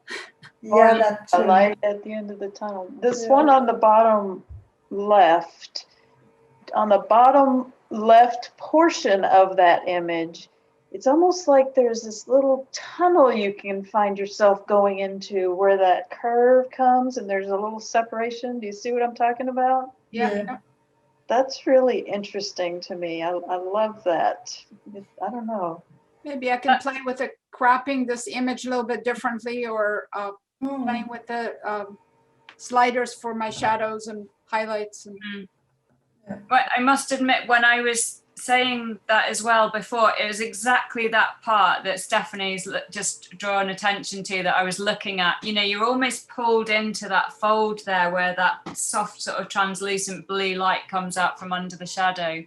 So yeah, it'd be really cool to see it, you know, playing with your crop and seeing what the processing might do. And also the color palette that you have here, even though it may be a little bit more wintry than you had thought or colder, it's very nice to have a unified color palette throughout your series. Thank you. So if you don't get anything warmer, don't worry about it. It will work very nicely. Well, it's cool blues, so it kind of goes with the feelings of gratitude. It doesn't have to be just sunny. But I can see what you're saying about the lower corner of my lower right, left image. And I'm looking at this background behind Stephanie, and I could see some similarities. Yeah. Oh. Well, it's kind of, you know, your movements. I mean, I've been very linear, but I've been trying to do more softer kinds of movements with my own ICM. And so these kind of remind me of where I've been, what I've been doing here recently. So not that I've shared any of it, so nobody's seen it, but but yeah, I like the feel, the rolling, flowing feel of them. Thank you. Okay, next we have Tracy. Hey, thank you. Yeah, so I've had a bit of an interesting week trying to work out how abstract to make my images, and I don't think these three necessarily gel together, but I've put them in just as my first selection. So I did a lot of journaling, a lot of thinking out in the woods, thinking about how I can get a bit of a feel and, you know, convey a bit more in the image, but still, excuse me, stick with the nature and the woodlands sort of thing. So the image on the left, I've tried to get some of the growth on the sort of the ground to come through and still be able to see that there's colour in there and, you know, the actual wood itself. And then the one on the right is also the same, but this idea of having the trees in front of you blocking and, you know, you can sort of see through that.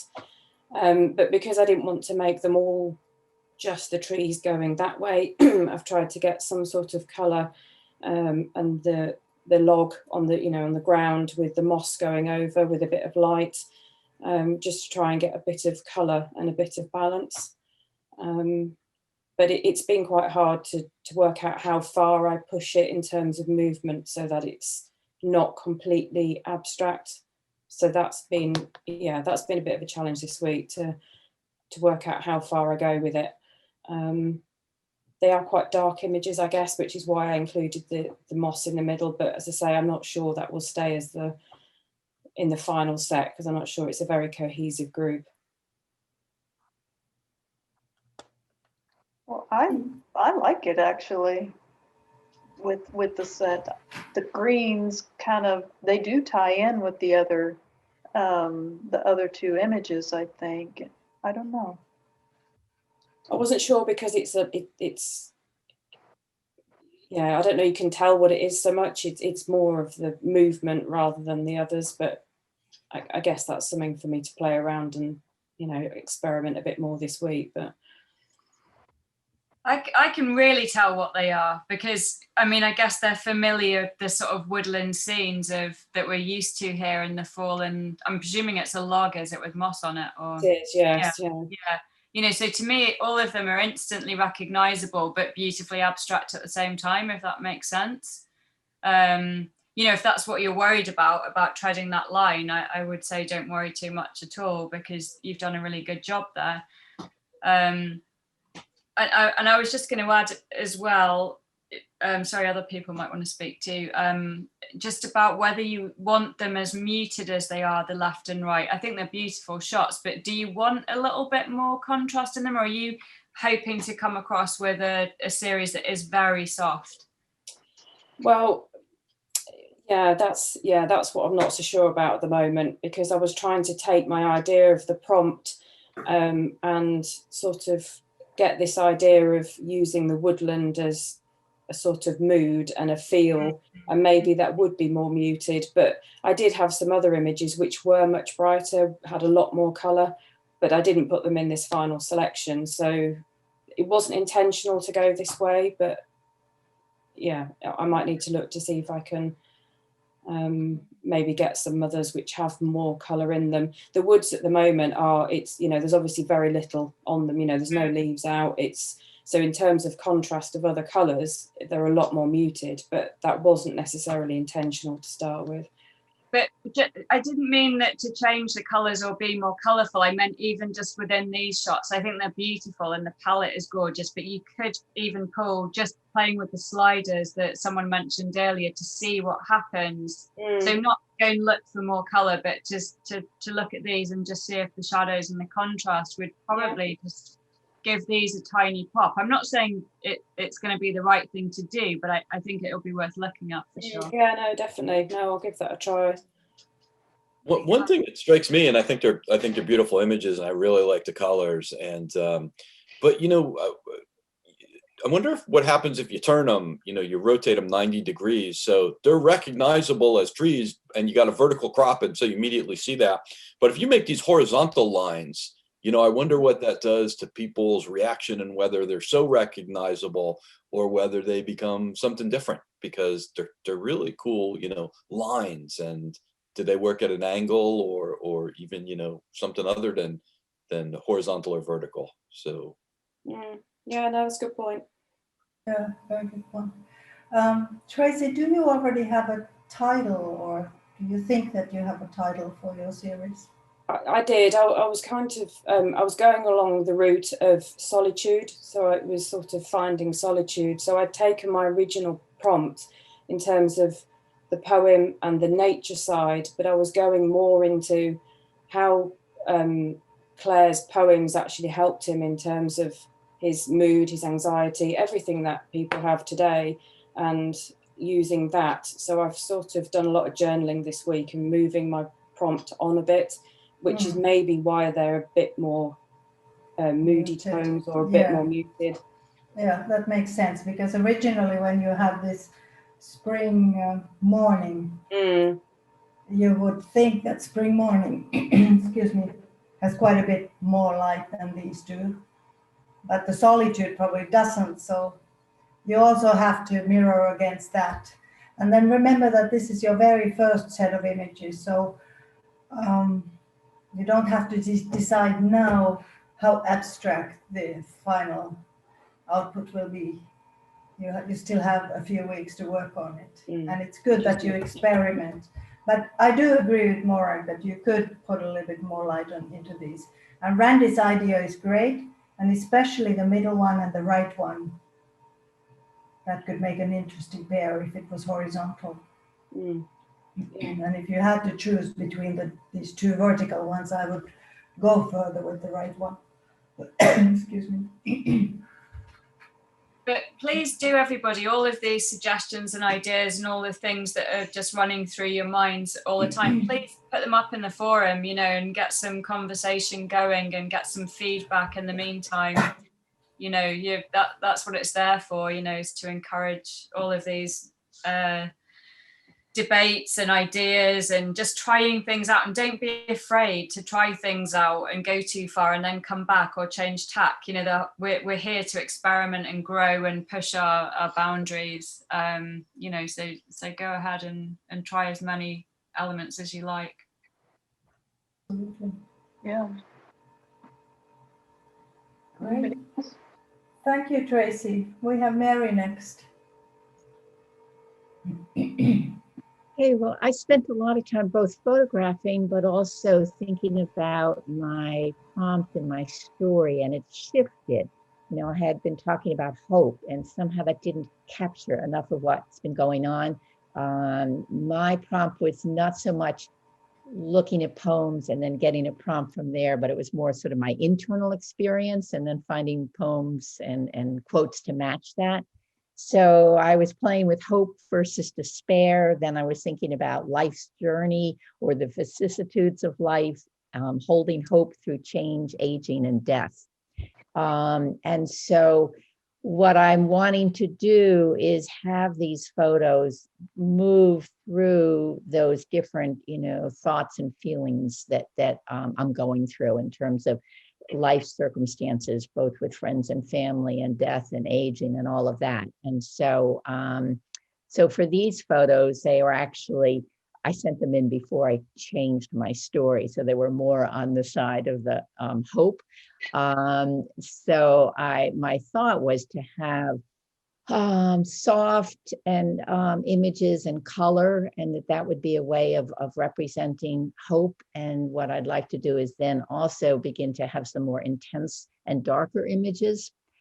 The other thing, I'm wanting to experiment more, and a lot of my ICM shots up until now have been linear, either horizontal or vertical. So I've been playing a lot with kind of waving the camera around and seeing what it does.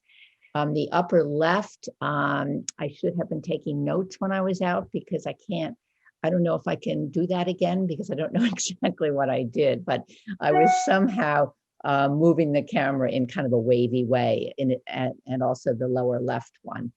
I've been spending a lot of time going to the lake at different times of day, and also the fields, and wanting to capture both sunrise and sunset.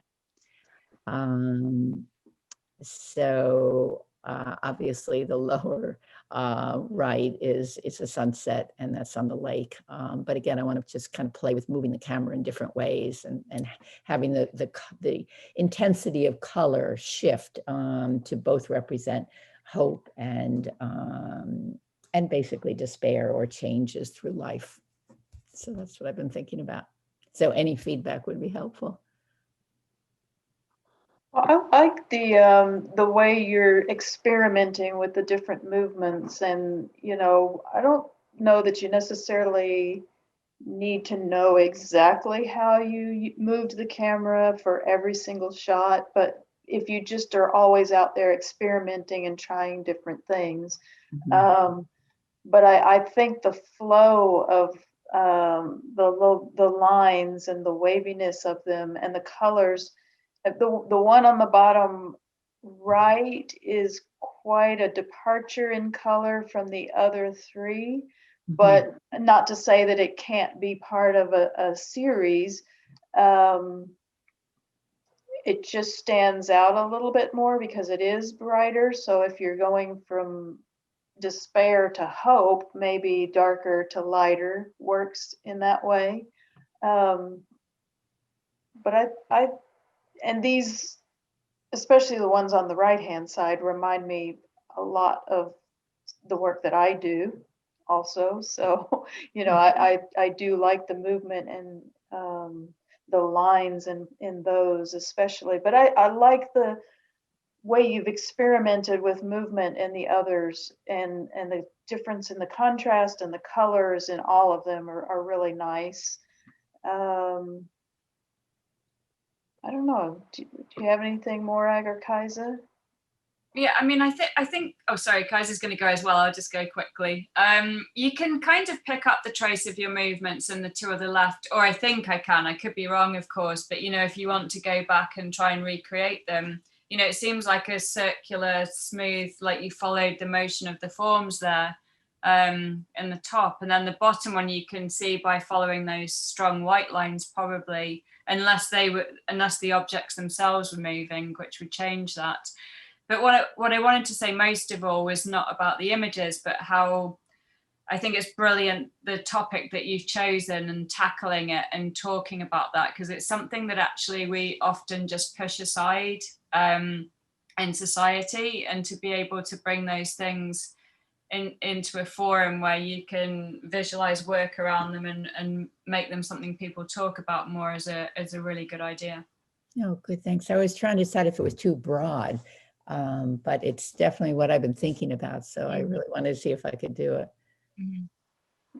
Yeah, I think it's an interesting concept, and to see it all come together will be intriguing, especially the idea of aging, because we all are aging, and how does that make us feel? And it is something I think that's heavy on a lot of people's minds, especially as we get older, because most of us here are older, I think, except for Ada.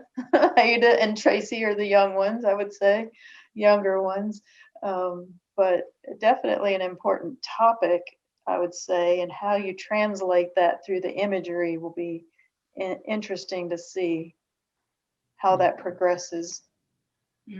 What I would like you to try is, sorry.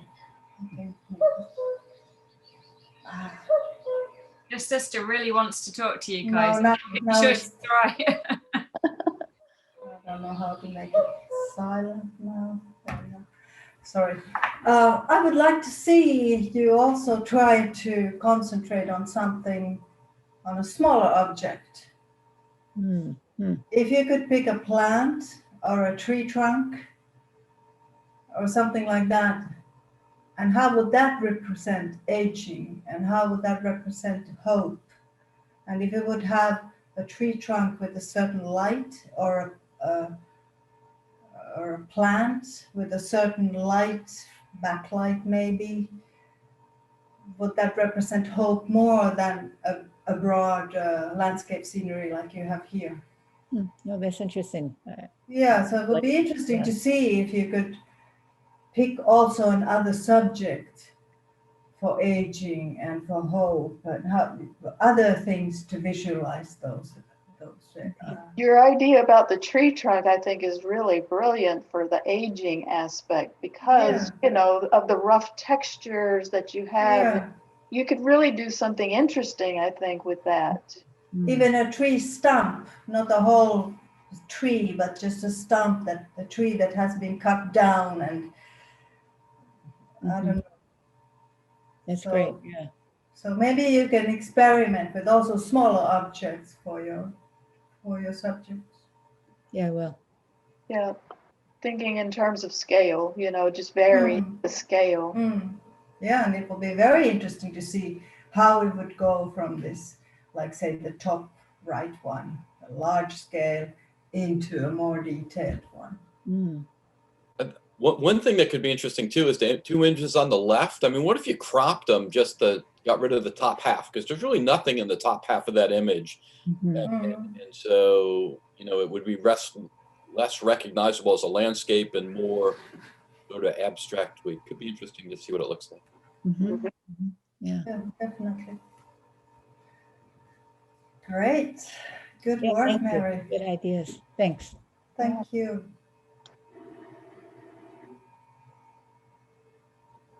So Kathy is not here, but Morag, are you going to say something about Kathy's work? Yes. Some greetings from Kathy. Yeah, I'll use my notes if you don't mind, because obviously I need to get what she said right as opposed to what I think she said, if that makes sense. So the first photo, she's assigned lines from the song to each of the photos so far.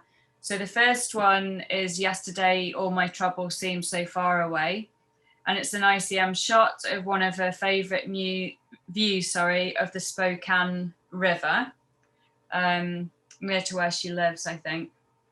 The second one is the lyric is "I've got a shadow hanging over me," and it's an image of shadows on concrete, which are actually the shadows from the fence you see in the first photo there.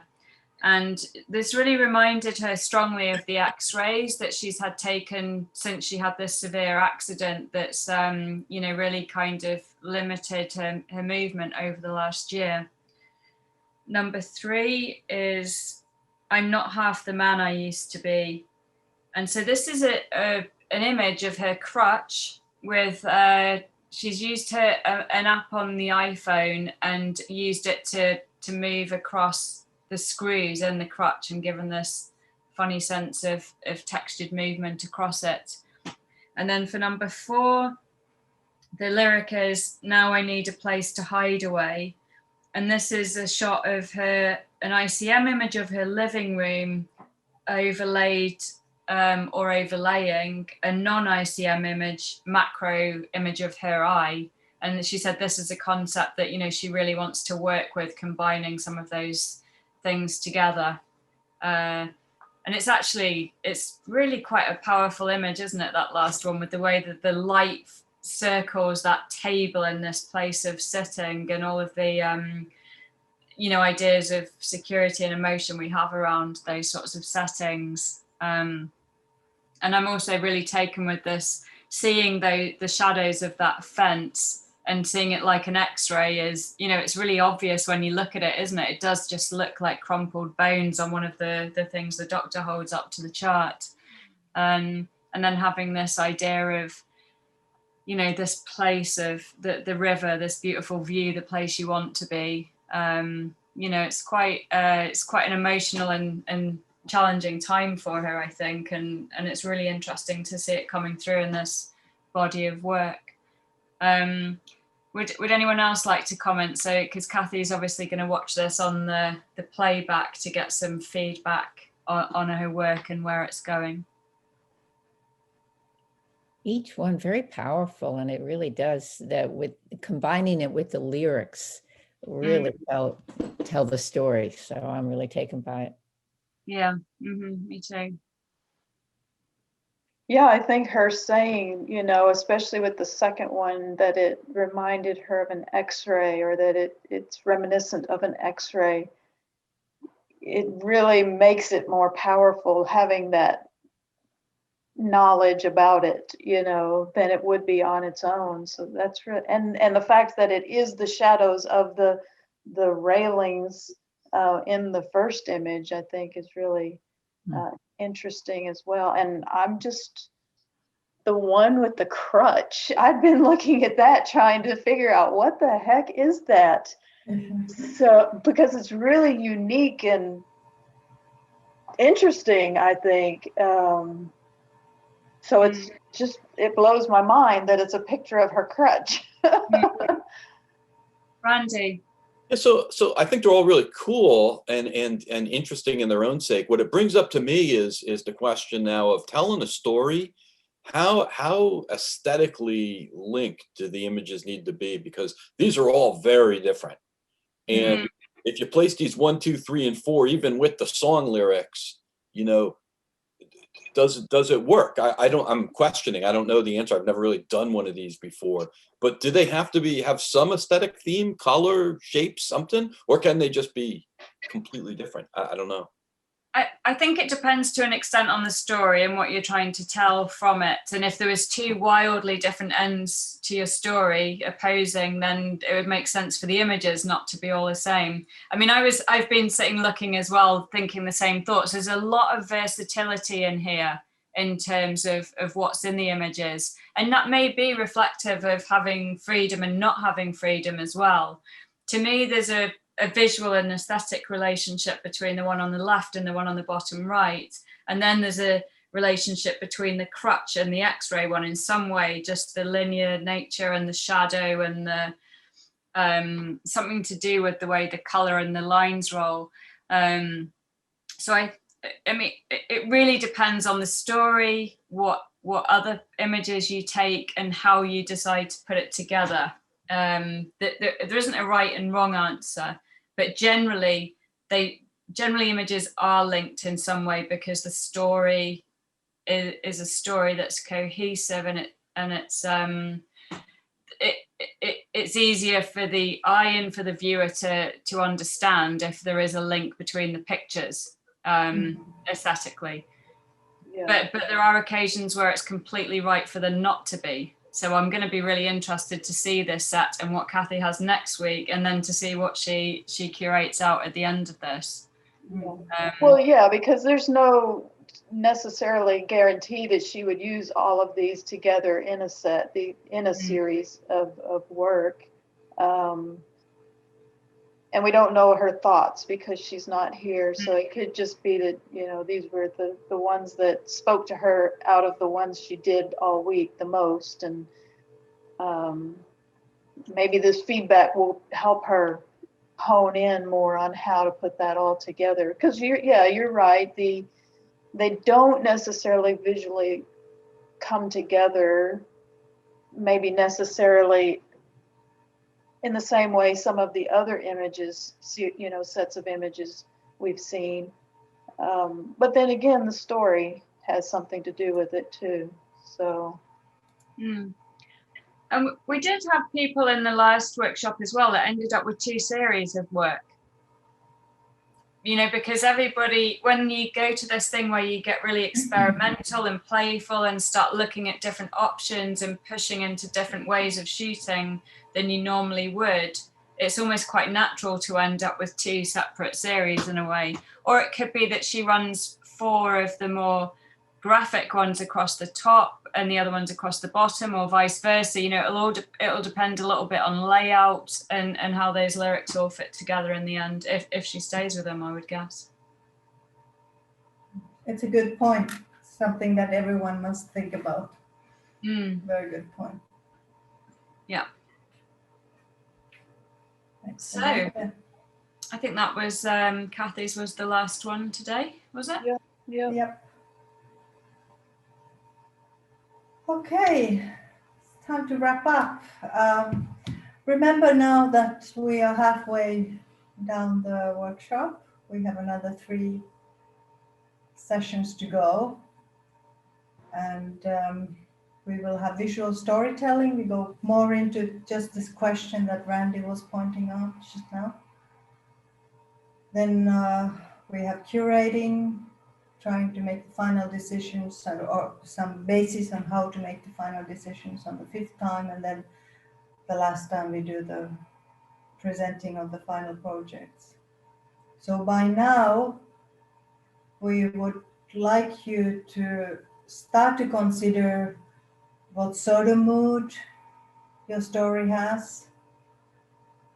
Does it have a continuous color theme or mood theme, or how do you, in what sort of mood you visualize your story?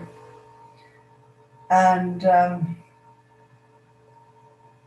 we want you to keep journaling your thoughts and ideas, and by now you should also start to really work on the script. Like I was talking last time about the movie director and how they all have a script, a very strict script before they start shooting. So by now you should also solve that same thing. And for the next time, we are going to put in the Beehive a slide with questions about visual storytelling, which we want you to read and ponder in your mind and answer and see how they apply to your work. And after that, start working on your script and start working on the title of your story as well. And of course, take more pictures and bring another set of 2 to 4 images to the next session. We will do the same round as today. You have 3 minutes again to go through, and then the commentary round. And please send the images to Stephanie by Saturday, next Saturday the 13th. And the same, they should be 2000 pixels on the long side. And new images. If you do find that, for example, one of the images you showed today just absolutely goes with the other 3 new ones that you will bring in, that's fine. But we don't want to see anything that's 3 years old. And for those who live in the US, please move that you change your clocks. So those of us who are in the UK or in Europe, and continental Europe, we stayed in the same time zone. But the US will move 1 hour forward. So don't be late. Well, don't come early, actually, because it'll be 1 hour later for us. That's true. Yeah. You can come early. That's no harm. Well, you can come early, but we might not be logged on yet. Yeah, that's true. You'll realize if you're early, but it's more critical if you come late. So, but please keep that in mind. We have the same link as we have today. We will use always the same link. Great. Are there any questions for anything at all? You can ask us anything. I said this quote, I saw this quote the other day that you can ask anything but my PIN code.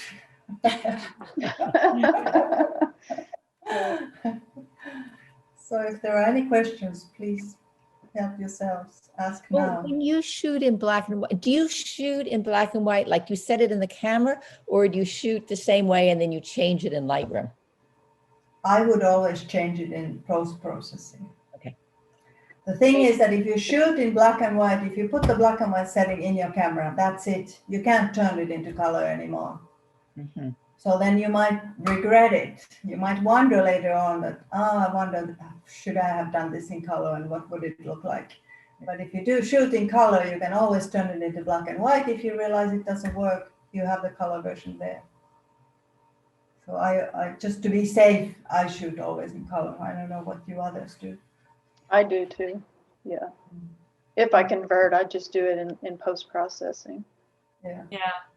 I don't really do black and white much at all. If I've got stuff that looks black and white, it's usually just because I've really messed about with the exposure, or an underexposed or overexposed on purpose when I've taken the shot. But yeah, I would do it afterwards as well if I was doing it, for sure. Yeah. Yeah, I can add that sometimes it's very interesting to add some sepia tone or something very, very little, because it's like black and white, but with a bit some twist of color. Yeah. And it brings a totally different mood again to your image. Yeah, absolutely. Definitely. And even experiment that have a sepia tone or have a cyan, a colder tone. Same image, different mood completely. Different atmosphere. Lots to think about. Yeah. Yeah, but you all seem to be on the safe route, on thick ice. You know what you're doing, you have an idea where you're heading to. Is it so? At least we get the impression. I get the impression.